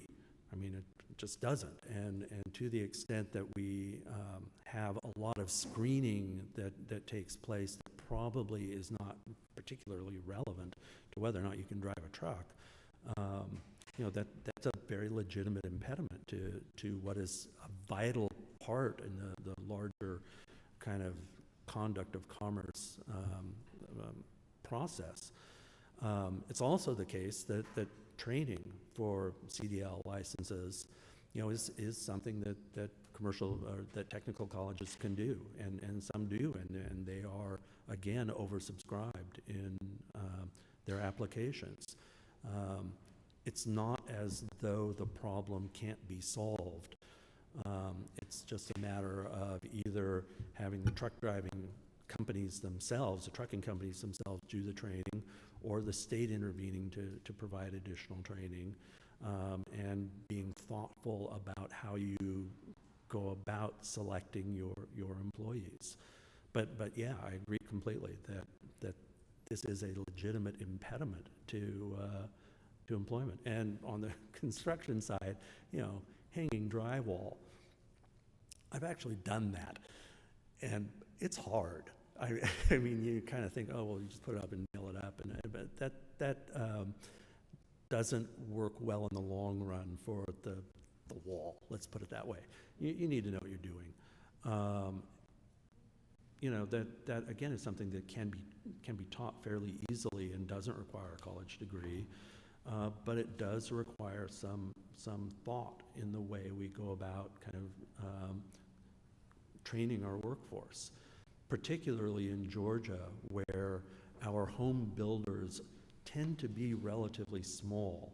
I mean, we do have the national chains in the area in terms of providing you know, tract housing, but Georgia in particular has an awful lot of small single-family developers, and they're not in a position to offer training the same way that somebody large is. And so, you know, if we're going to support that industry, which is vital, I mean, you got to have housing to have all this other stuff. You know, we need to think hard about how we're going to meet that demand going forward. And we have historically, again, kind of done it with immigrant labor, and that doesn't seem to be on the table right now. So, you know, we're going to have to, you know, adopt a mechanism for inducing locals to fill those jobs. So your comments earlier about Georgia Tech got our committee vice chair all excited, so now he has a question. Yeah, thank you, Mr. Chairman. And I wasn't sure I heard it right. It was, did you say it's one of the top engineering schools in the world? Yeah. I'm cutting your mic. U.S. News and World Report puts it at number 6. I just didn't hear it right. I just wanted to make sure that Georgia Tech was one of the top engineering schools in the world, and we said it again. One other thing was... And this, again, I want to hammer this home over and over and over again. It's really big, and that's the key. That, again, it's bigger than Stanford and Berkeley combined in their graduate program. And, you know, when you scale that against the size of the engineering community in San Jose against Atlanta, you know, the relative availability of engineers coming out of the institution is much greater here than it is in either the Bay Area, or I did this work for Boston too, that, you know, MIT and Harvard combined are much smaller than Georgia Tech. My comments, Mr. Chairman, I would just dig in my the chairman here just a little bit with that. But workforce development, and I thank you for bringing that up because that really is important. But prior to the recession we had in the the 07, 08, 09 area, labor force participation rate was in the 66, 67% range. Now it's around 62. The people are still there.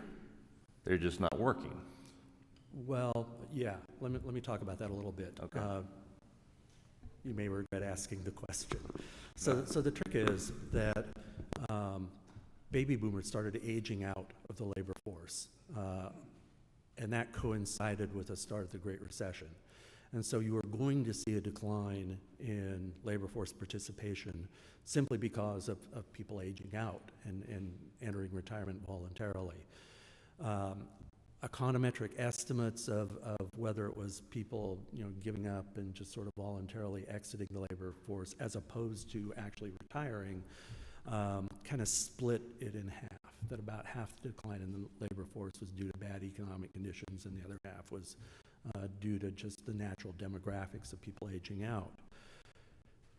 Georgia is in a very different situation. That, well, I guess it's not very different, but in the 80s, 90s, and aughts, Georgia's labor force participation was way above the national average.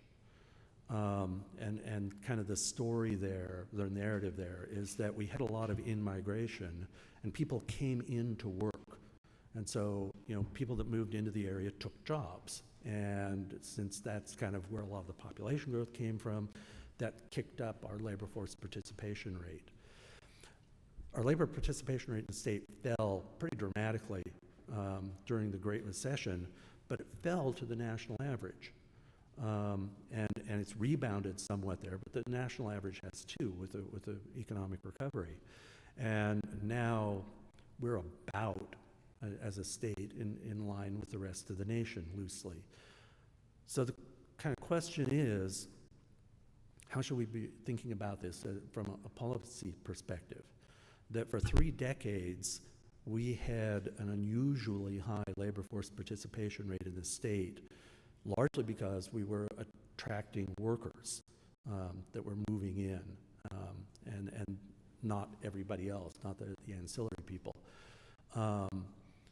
Now we are large, somewhat reflective, largely reflective of the rest of the United States, and our labor force participation rate is that of the U.S., which should we think of as normal, right? Is it the case that we're going to persistently attract relatively young workers where, you bring in a 2-person household, both of them are participating in the labor force? Or is it the case that we should change our expectations and recognize perhaps that Georgia is not going to be that different from the rest of the U.S. in a persistent way? I don't know the answer to that. I do know that the fact that we are close to representing the U.S. in terms of labor force participation right now is a problem for us, that we don't have the same kind of labor availability, even though the people are here. So yeah, I mean, it's tough. That's why you get the big bucks here. This is a policy issue that is, in need of some consideration. Vice Chairman Tillery. Thank you, Mr. Chairman. I got 2 questions. The first one's somewhat related to Vice Chairman Perkle's question. I didn't know if the Citadel had an engineering school. The second question, the real question, sorry. Citadel's not in the metro area. It's not in the, thank you. I can't go The there. second question is about workforce. And I tied to my experience, the different generations you have in the workforce. When I started at our firm, our oldest paralegal was motivated more by time and a half. Our youngest, heck, if we told her she could be done with her work at 3 o'clock, she'd be done at 2, even though we were still paying her hourly. As I see that different motivations in the workforce, do you see any sector or industry that's really tackling that motivation and how of keeping people employed? I don't know that it's always wages anymore. Is anyone doing anything that's innovative or different that you've noticed that would help with that? I mean, if you look at kind of the WeWork spaces and sort of the well, the Amazons and the Google work environments that are just very different than kind of traditional office spaces. Yeah, there is a difference in kind of how new entrants to the labor market view the work process, I guess is the way to put it. Certainly tech firms have been more on the cutting edge in terms of being innovative. Maybe that's because they had to. I think wages will matter a lot for things that can't change. For example, truck driving. If you offer relatively high wages, and truck drivers' wages are relatively high now, and the appropriate training, you're not going to fundamentally be able to change the job, right? I mean, it's moving a truck down the freeway. There's not much you can do there. You can, however, see kind of the flexible work hours and the open office space and all kinds of stuff, flexible scheduling in particular, that are associated with trying to attract and retain the high talent or the high human capital workers. And that's something I think we're pretty good at. That, if you go down and, tour the relatively new office buildings, office spaces around Tech Square, they look very different than traditional office spaces. And if you talk to our real estate developers, you'll see some pretty fundamental shifts in what is being demanded from commercial real estate.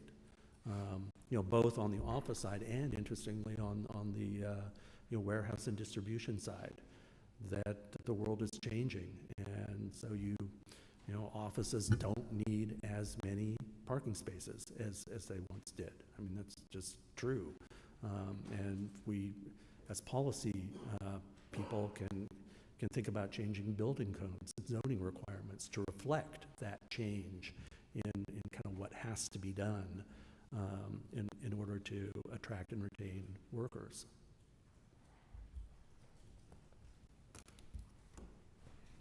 Okay, one last question, Representative Dickerson. Thank you, Dr. Cunningham, for this great report that you've given.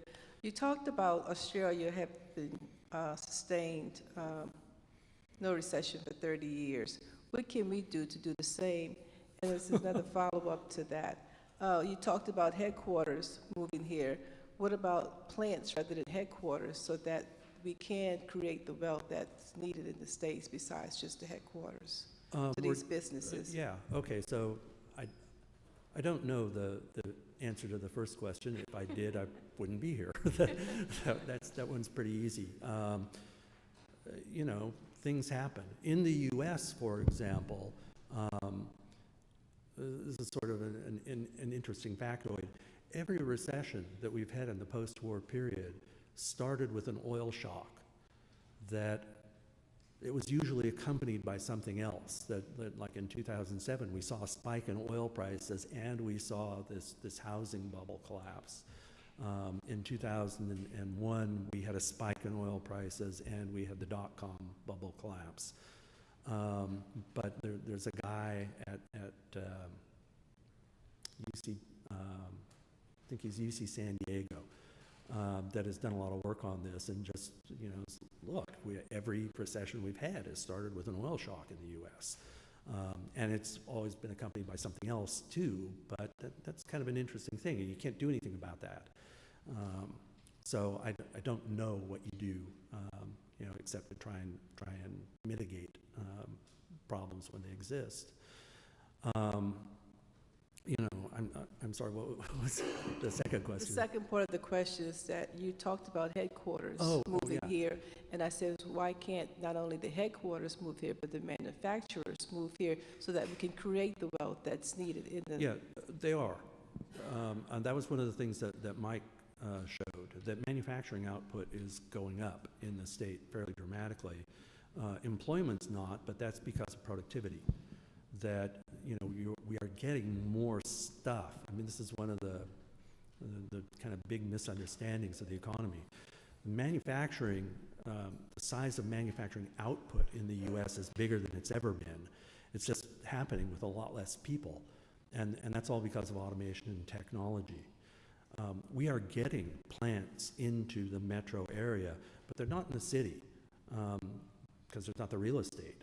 That the city is fairly, infilled in terms of, if you want to have a large assembly facility, you're just not going to put it in downtown Atlanta because the land is just too expensive compared to outlying places. And that's why the Metro Chamber, among others, has been a strong advocate for transit improvement. That, as Mike showed in the slides, where the workers are and where the jobs are different places. And being able to get from where you live to where you work is critical. And so you're seeing headquarters located in Metro Atlanta because that's an office issue and taking up additional office space.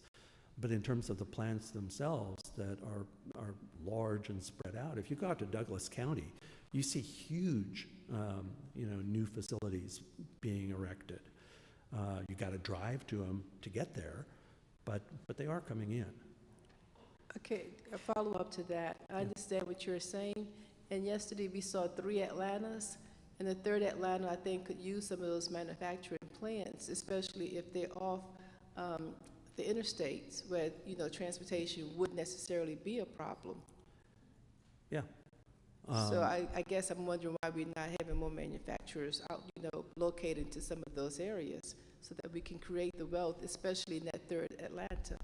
Well, I think we're seeing a lot of that occur. It's just a matter of, being able to match the transit options for people in Atlanta to the locations of the plants as they're coming online. But we are seeing an awful lot of activity. If you go out I-20 west or 85 south, there are a lot of plants coming online.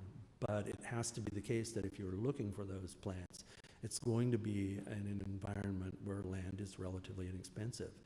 And that's not what you're going to see in the core of the metro area. That's where the offices are going to be. Thank you. Okay, ladies and gentlemen, I appreciate your attention, and Dr. Cunningham, appreciate you being with us. Thank you. And thank you for your dedication to the Fed for 30 years and all the work that you've done there as well. And again, appreciate you being here. Ladies and gentlemen, we are seriously going to take a 5-minute break. 5-minute break before our next presenter. Okay.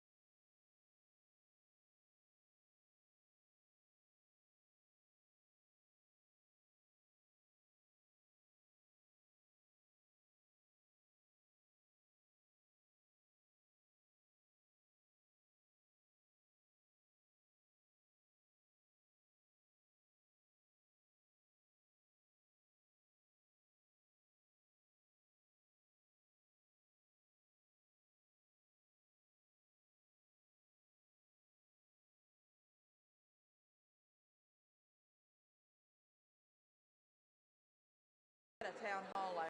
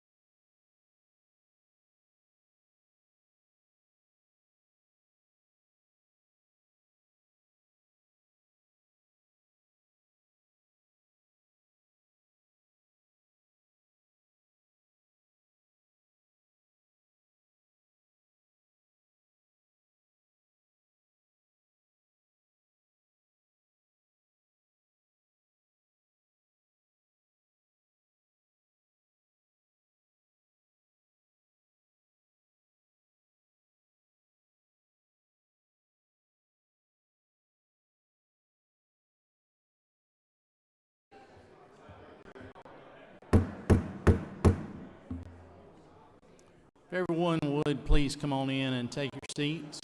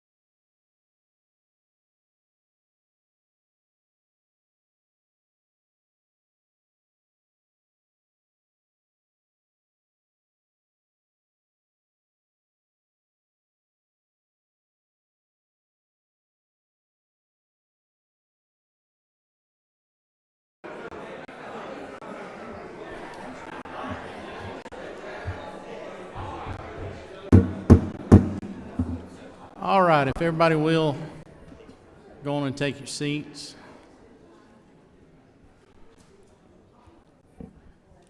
We're gonna, I think Senator Hill wants to do the introduction, so let him get back up here.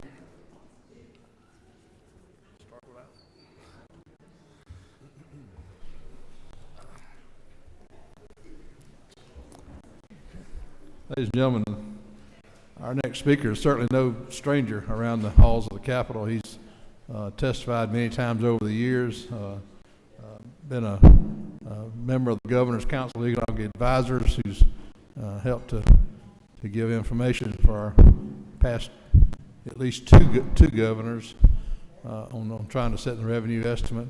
Roger Tutterow is a professor of economics at Kennesaw State, also serves as director of the Economic Center. It's an applied research center at Kennesaw State Coles College of Business.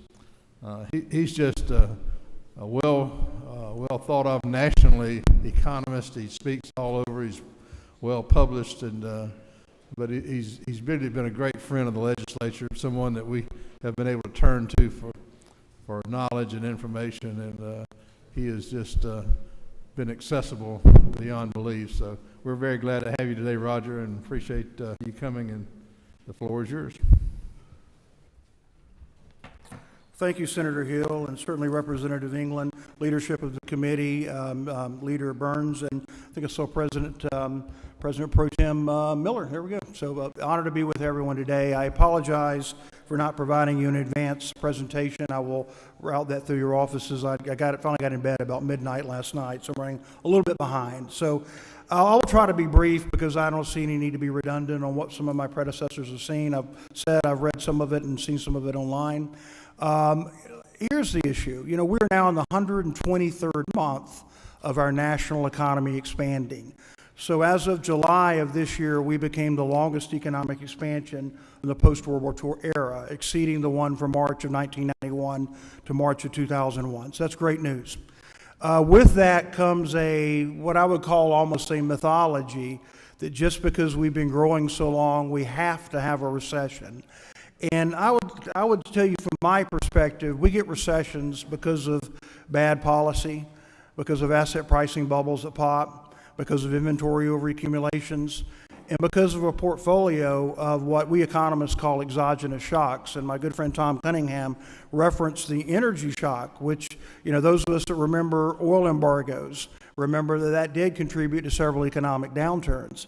And so I don't think there's anything about the market economy that necessarily requires it to contract just because it's been growing for so long. That having been said, I will tell you going into 2019, our forecast for GDP growth was about 2.1%, which was lower than the 2.75 we had forecasted for the previous year, which was a little bit lower than the 2.9 that you saw for average 19 over average 18. So we do think the economy is slowing. Part of that is, if you look on the consumption side of the economy, we tend to have a concept in economics we call pent-up demand, which is when you go through a recession, and we went through a very deep one in 2008, 2009, you will build up the demand for durable goods. And after some period of expansion, you may satisfy that demand, and the level of absorption may drop. So going into 2019, putting aside the trade issues, which I'll touch on in a moment, we were a little concerned that we would see some pullback in the absorption rate of motor vehicles. We're a little concerned that in some pockets around the country, multifamily housing has gotten a bit overbuilt. And so those were the kinds of factors that contributed to a lower growth rate for this year than what we had projected for last. Let me tell you one of the things that allows me to be a little more comfortable right now is looking at the Conference Board's leading indicators. As you know, the Conference Board is a private think tank based in New York. They have an index that makes up 10 data series that tend to turn up before expansions and down before contractions. So every recession of the post-World War II era has been led by the LEI turning negative prior to the beginning of the recession. And certainly the month-over-month comparisons have gotten much less favorable in late 2018 and 19, but we are still at a point where we're up about 0.5% over the trailing 6 months, which is perfectly consistent with our outlook, which says growth has slowed, could very well slow further. But for us, I put the risk of recession over the balance of this year or through the first half of next year at about 1 chance in 3. So that is elevated, but it also means that a continued growth, admittedly at a more tame pace, is probably the most likely trajectory. Now, there are a couple of key sectors we do want to touch on. I was thrilled to hear, Tom's comments regarding manufacturing. I think it is still a game changer in the Georgia economy. It is true that manufacturing is not as large of a part of the Georgia economy as it might have been 25 years ago, but we understand that it is still a sector that pays very good compensation. It is still a sector that has large spillover effects in other industries. And really importantly to me, it's a sector of the economy that gives a great opportunity for employment in the less urbanized parts of Georgia. So we look at manufacturing, and we understand that at the national level, the Institute of Supply Management's PMI, which measures how they see the world in terms of new orders and production and employment, dropped below 49 last month. And so that's consistent with a manufacturing sector that's starting to move sideways.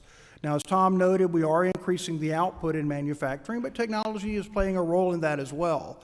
So I do remain a little concerned that we continue to focus upon that important sector. It has been the wisdom of this body in the past, most recently when you passed the exemption for the sales tax on energy, that I think was a game changer for the manufacturing industry in Georgia and helped keep jobs here that might have gone abroad.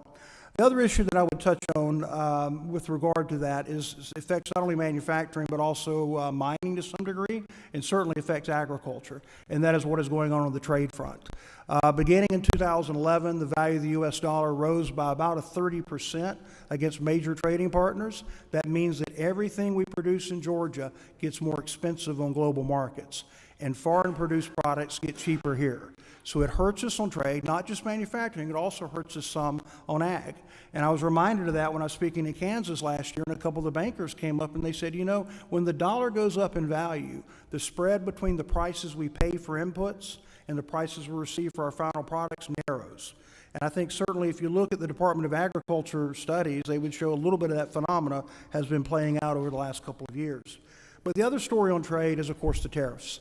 And let me be clear. I don't know when this tariff war will be resolved, if you want to call it that.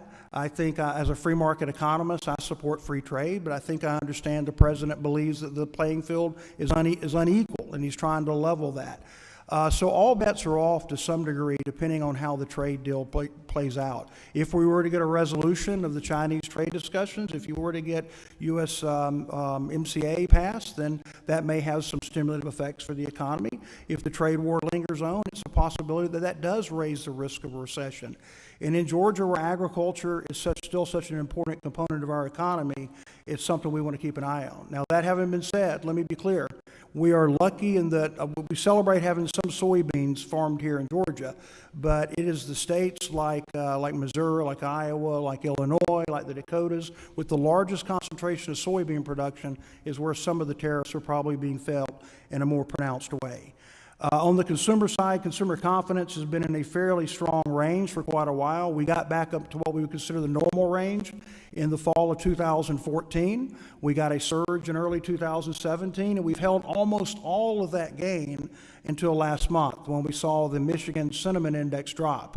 Now, some of that is clearly related to media coverage of the tariffs. In fact, Richard Curtin, who runs the Michigan survey, reported I think it was 38% of the respondents to the survey in an unaided way identified concerns over tariffs as weighing on their view of the economy. So that's one of the things to consider. Despite that, the consumption in our economy remains strong. In the second quarter GDP, we would have gotten about 3% growth just out of consumer spending. Now, keep in mind, consumer spending is services, durables, and non-durables. Retail sales, which is a subset of that, comes a lot closer to proxying what generates our sales and use tax. And when you look at the retail sales numbers, you still got to take out automobiles, you got to take out gasoline because we tax them through different channels. So one of the things, though, that I always like to caution about, and I know that Senator Hill and I have had this discussion before, which is that this body took the sales tax off groceries in the 1990s, and it certainly was a well-intended move and motivated by taking care of the interest of families throughout Georgia.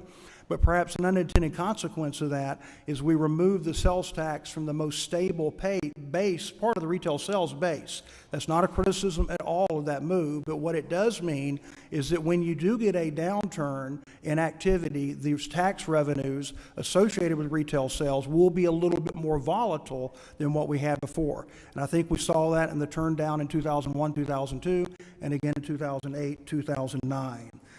Let me real quickly comment on the labor markets. I think it's been very well covered by most of the predecessors here. I would tell you that is probably, tying with trade, the two big concerns I hear from businesses throughout the state. Tightness in labor markets are making it hard to recruit and retain workers. And I would add that second part, because most business executives will tell you ad nauseum that it is so much more expensive to hire a new worker than it is to retain an existing one. And when labor markets get tight, the competition for that new talent means that retention becomes challenging as well. And I think at the national level, there's a dialogue going on about tight labor markets that I don't think is correct. The story goes, tight labor markets are going to cause wages to go up, and when wages go up, businesses will pass it on as higher prices. And I kind of reject that dialogue because first, I think wages going up for Georgia workers is not a bad thing at all. I'm kind of in favor of it. And secondly, I think it ignores the fact that workers get more productive. And when I ask business leaders, would you pay 3% more for workers if they were 3% more productive? The answer is clearly, absolutely. So I'm not concerned about the labor market tightness causing inflation, but I am concerned that you can't expand your products, you can't launch into new markets if you can't hire the workers. So as Tom kind of alluded to, it does slow down economic growth. It can be an albatross, that labor market tightness. On the issue of the tightness, part of it is the natural consequence of growing for 123 consecutive months, but part of it is that labor force participation rate that we heard discussed a couple minutes ago. The one caveat that I would add is that labor force participation rate, yes, it came down by over 3% from 2007 and where we are today. And it is true that the baby boom, baby bust, echo baby boom dynamic plays into that. But if you look at it broken down by age cohorts, we've seen a drop, but among younger workers. 16 to 19 would have been about 53% in 1996. It's about 35% now. 20 to 24, 25 to 34. You have to go all the way up to folks like me that are seriously middle-aged before you see it being somewhat stable. And actually our senior workers have increased their engagement, increased their participation. So I'm not a sociologist. I don't know what factor is driving the lower engagement of younger Americans in the labor force, but if that resolves and that we start seeing them re-engage, that could allow us some recovery in terms of access to labor. Statewide, Georgia continues to do quite well, as is typically the consequence when you've had a period of growth like we've had. We're seeing regional convergence. We're not going to outperform southeastern states by the same margin we did in the past. We're at a point now where I think 11 of our 14 MSAs in the state, metropolitan statistical areas, are at or above where they were in 2007. So this has been a nice broad-based recovery and expansion across most parts of Georgia. There are certainly still some challenges, certainly true in the less urbanized parts of the state. There's still some opportunity for some employment growth, but it has been a broad-based recovery. I will tell you on the finance side, a lot of volatility in financial markets. We've seen over the last 2 to 3 weeks discussions about the Fed having to intervene in the markets and inject liquidity, but I really think that is completely a national issue, obviously not a Georgia one. Most of the Georgia bankers I talk to would tell you their loan demand hasn't really changed very much. And so the Georgia banks are in pretty good shape in terms of profitability, and as you witnessed over the last 18 months or so, we're seeing that wave of consolidations that typically occur in the banking sector has taken clearly evident again. On the housing side, housing markets look good to me. If anything, we may well have undersupplied single-family detached housing nationwide and perhaps in Georgia. Part of the problem is we're bringing forward product, but we have opportunity to bring forward more entry-level and first-time move-up product. Where there is a glut of inventories in the existing home market and new home market probably is at the higher price points.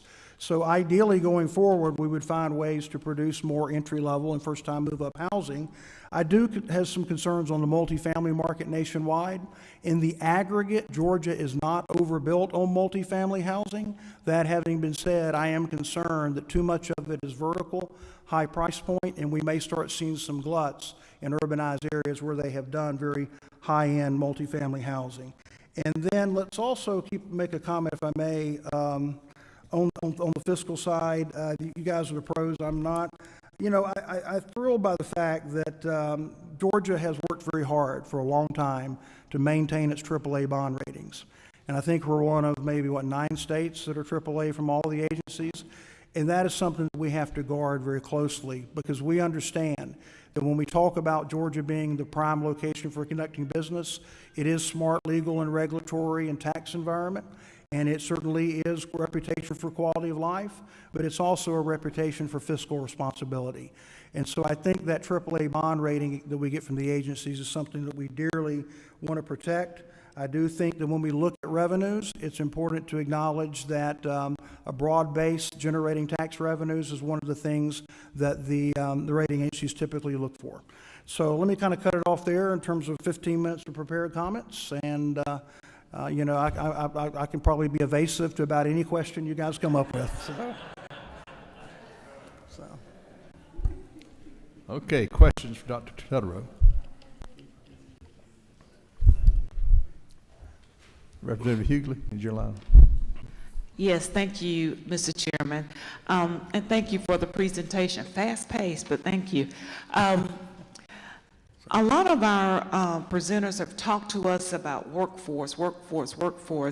So do you have any suggestions for us in terms of workforce planning for critical areas such as healthcare and some of the other areas that were mentioned?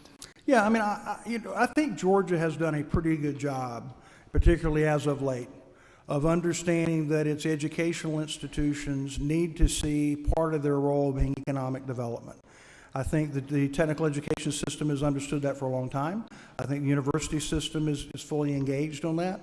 And I think by constantly monitoring the market to think about how can we identify programs that meet shortages of labor, you know, where we don't have enough workers for the jobs, and training people for jobs that are likely to be better compensated, I think that's one of the many ways we can do so. The distinguished gentleman from Henry County and I were talking. I mean, the CDLs were referenced earlier in Tom's comments, and I mean, part of the problem, unfortunately, is to get a CDL, you have to, of course, go through the training, but you have to have the clean drug screen, the clean driving record. There's just a variety of reasons, and I think there are sociological phenomena that play into the workforce availability as well as just the educational component.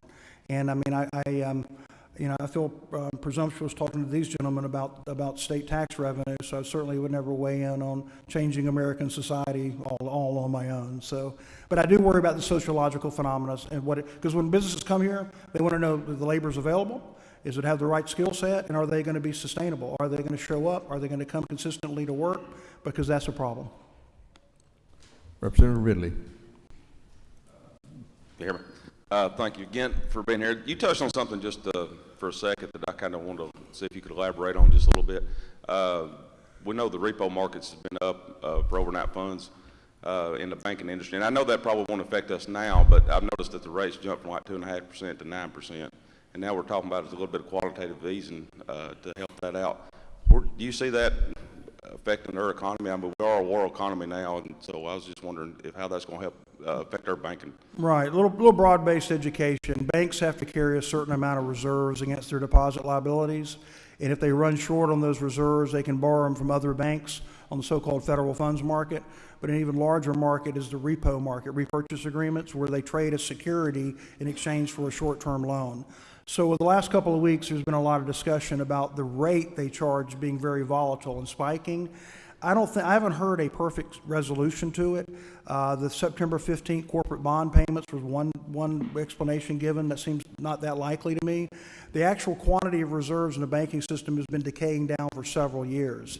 And so I think the combination of the Fed shrinking its balance sheet, the issuing of more debt going into the markets, which of course now means that you're going to take bigger discounts on your repo loans, means that you're going to have, continue to have some volatility. The Fed is looking at putting what they call a permanent retail facility in place, repo facility, which would help alleviate that some.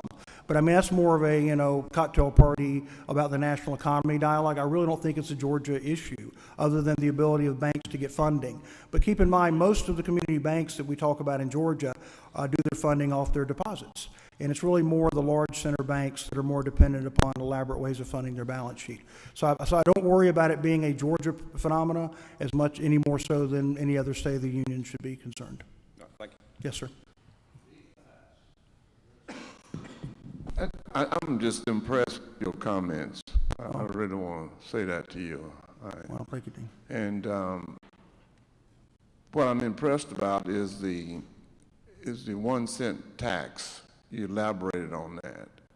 And I remember when we were talking about a 5 cent tax on gas and the 1 cent on food, and we went back and forth, and of course we did the 1 cent on the exemption on food.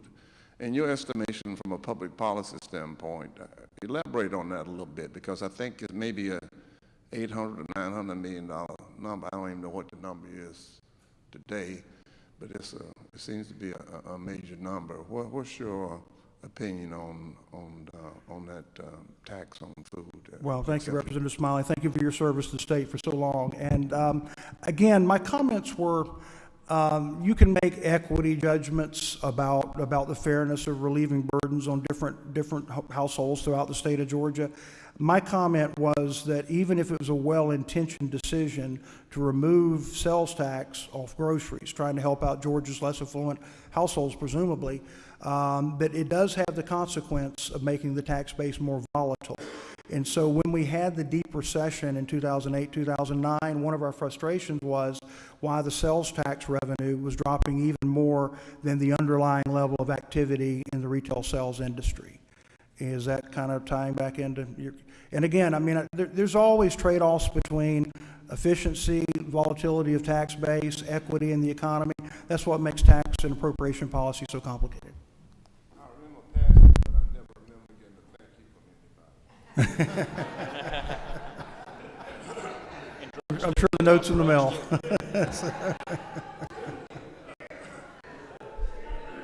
Senator O'Rourke.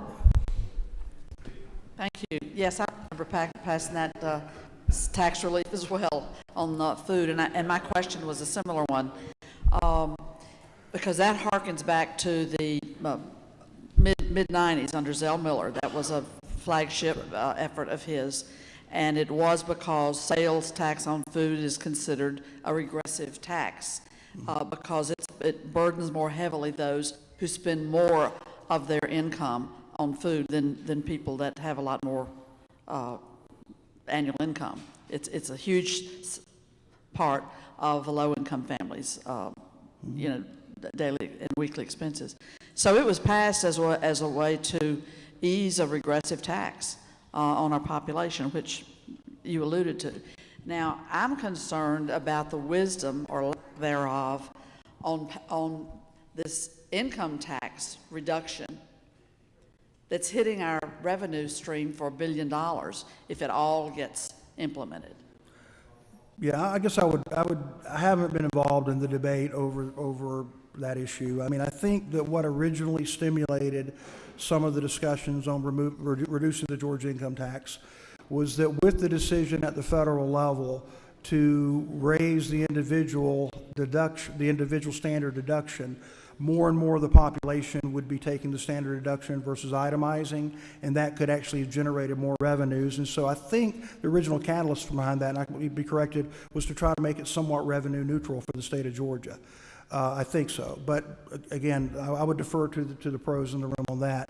What I would say on tax reform is this. I had the honor to serve in 2010 and 11 on the Tax Reform Commission, and we went around the state to 13 listening sessions, and we really learned a lot about Georgians and how they feel about their state fiscal responsibility, and they generally get very high marks. But I guess I would remind people that typically in a perfect world, classic tax reform says I want the lowest possible rate on the widest possible base.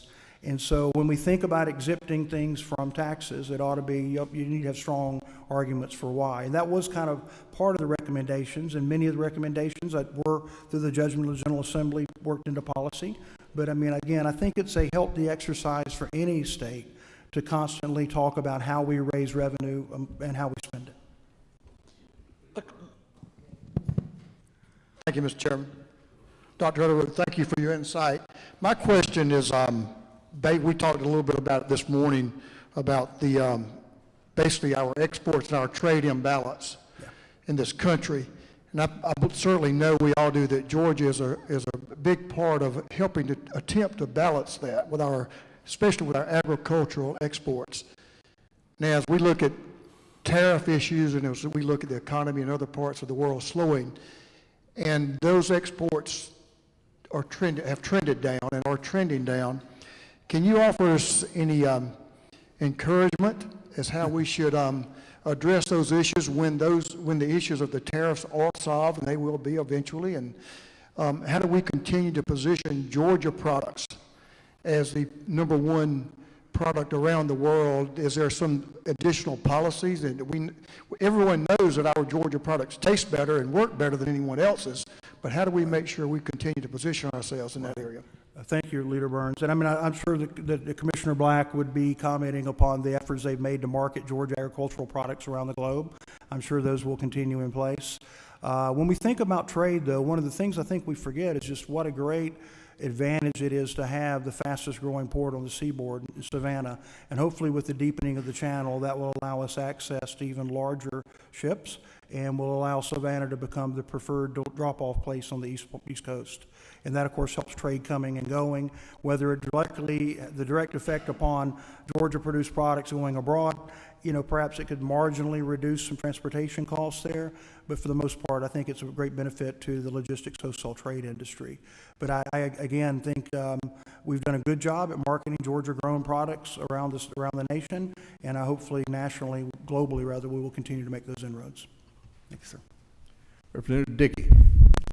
Thank you, Mr. Chairman. Not so much a question, but a statement. You might could address it, but as you mentioned, our participation rate in our younger workforce and shortage of workers in other industries, I just want to remind and make a statement to this group here that I think we as government officials have put lots of barriers as a business owner, I see it every day.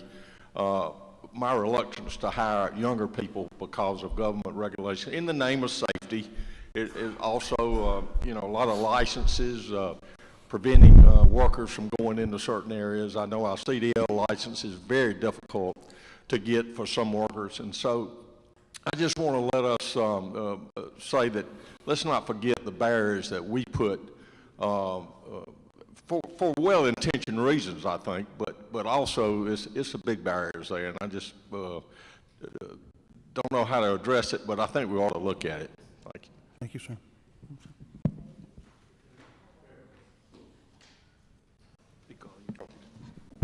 Thank you, Mr. Chairman. This question relates to workforce housing.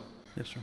So part of the multifamily, the state of Georgia gives low-income housing tax credits for multifamily development, but when you talk about workforce housing, especially as it relates to single-family development, what can we do to stimulate that, being the fact that, you got people, the barrier to entry is so high, the cost of materials so high. What are some steps, 2 or 3 steps we can take as a state to actually make workforce housing affordable? Right, and that's a great question. You're right. The Georgia Affordable Tax Credit, or Affordable Housing Tax Credit, has been fairly effective, but of course it is, focused on multifamily mostly. I will have to think through and get back with you on suggestions on the single-family side. And it gets particularly important in urbanized areas. I'll give you an example that I saw. If you've been to Naples, Florida, which is, of course, an extremely affluent neighborhood, but they have a pretty large hospitality sector. But until fairly recently, a lot of those workers had to live closer up to Fort Myers and commute in because the housing did not make it possible to have them there. So I think most affluent urban areas, and certainly Atlanta qualifies for that, and are having trouble in some cases having the housing for entry-level workers. And so that is one of the factors that does get considered into the ability to attract and retain labor. And I know Tom probably will give you a better answer. The Chamber, I know, looks at these issues a lot with regard to the decisions that businesses make on expanding and relocating. Representative Smyre, is your light back on? Do you have another question or not? Thank you. Representative Henson. Thank you. Going back to we're on affordable housing. One of the things that I don't like and I defend very strongly is extended stay motels, and especially up my way because it keeps families intact. That's one of the things I've talked about is, you know, for someone to get an apartment, to get a house, to do any of that, they've got to have savings to get into it, whereas with extended stay, at least they can walk in, have a roof over their head, have beds, towels, etc. So, and for people that live from paycheck to paycheck, I mean, we even have school buses in my area that pick kids up at the extended stay motels. And, I mean, housing is very, very difficult. The prices just out towards Stone Mountain, my area, for apartments is incredibly high. So, you know, I think, as everyone else here seems to, we need to be able to do better. Right. Well, and again, I guess I would argue that if you benchmark Georgia against a lot of other states and Metro Atlanta against a lot of comparably sized MSAs, housing's actually relatively affordable, but it's relative being the key qualifier there. But I do think you're right. There's always an issue for lower income and how do we transition ourselves toward home ownership, because accumulating the down payment and then being deemed credit worthy is not always an automatic by any means. So I think you're right. That is a concern for lower income individuals. Thank you.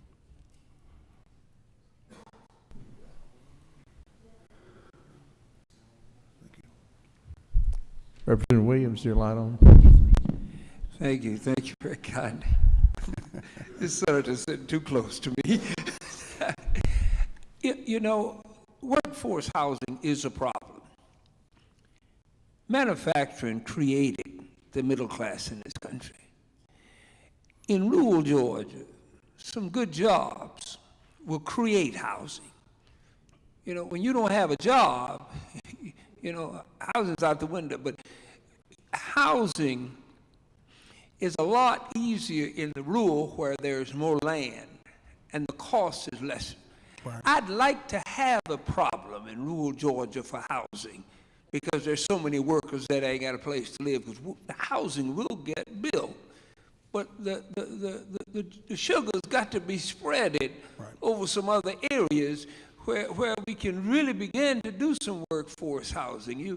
It's difficult when we got deputy sheriffs that are paid $13,000, $14,000 a year. They're not looking for a house in the $150,000 class. Man, we need some jobs. Well, again, I would probably 10 years ago, I wrote a white paper called Why Manufacturing Matters to Georgia. And one of the arguments I made was that in the less urbanized parts of the state, manufacturing is a game changer in terms of employment opportunities. So I certainly understand and agree with that point. So thank you.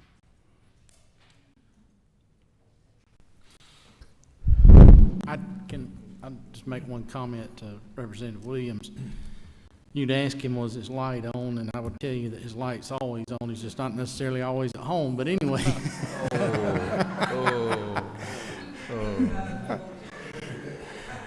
But to your comment, and I think it deserves being said, as you know, the speaker and certainly with our friends in the Senate, but the House has been working on the Rural Development Council now for about 2.5 years, and that has been one big issue, is that rural housing piece, and what you do for a company that is in town needing to hire additional people, and they're having a hard time finding folks because there's just nowhere for them to live once they get there.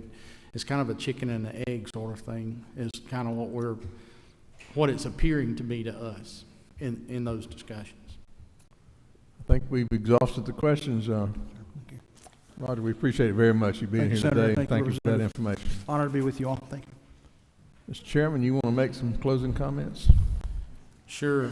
I think we have accomplished what we set out to do, and that was to help everyone see and understand the difficulty and the hard job that lays in front of not only Director Farr at OPB, but the governor as well in setting a revenue forecast, because we have heard significant differences in some of our economists' opinion of what the economy is appearing to do and not appearing to do. And so that was part of what we were wanting to talk about today. But the last 2 days. But one of the other things too is showing that as Georgia has become a somewhat global economy, as we have come out of the 60s, 70s, 80s, and even the 90s, Georgia's economy is tied much closer to what's going on globally than what it has ever been in its past. And so that makes it even that much harder for folks like Dr. Totaro and Dr. Dorfman and their colleagues as they come to try to give the governor good advice on what the revenues are going to be doing, not just 6 months from now, but more importantly, a year and a half from now. And so it's a very difficult job. So I think you have all gotten a very good picture of that, and we're certainly thankful for the folks that have joined us the last 2 days and taken their time to come and be a part of this. And I do question Dr. Totaro's sanity, because he left Vermont early to come back to speak to us today. So I'm just not real sure, about him right now. I think he was in Stowe, Vermont, speaking to a group of folks up there. But in all said, we've had a very good group of individuals come and speak before us over the last 2 days that I think have given us a lot of insight and kind of shared some of mine and Chairman Hill's secrets as we kind of watch different things in the economy. Now you kind of know some of the things we've tended to watch over the last several years as well. But with that said, I know we'll be looking to go forward on some additional work over the fall. And Senator Hill, yield the mic to you. Well, I'll just echo what you've said, but just to say that the state has maintained its AAA bond rating through both parties governing the state of Georgia through a long history of responsible government. And one of the things that stands out as we look back historically at the way we have met contingencies over the years is we have always met them head on. We've never taken the shortcuts that some states take and made hard decisions. And I think we have ahead of us maybe some hard decisions. Maybe things do get better, but by facing them now, I think we're ahead of the game, and I think continue to provide the atmosphere that our state can prosper and provide opportunities for all of our citizens. And that's what drives us. That's what we're here for. So we'll thank you so much for your work here today, and I believe we've got some work ahead of us in the next few months. Thank you very much. We're adjourned. Safe travels, everybody.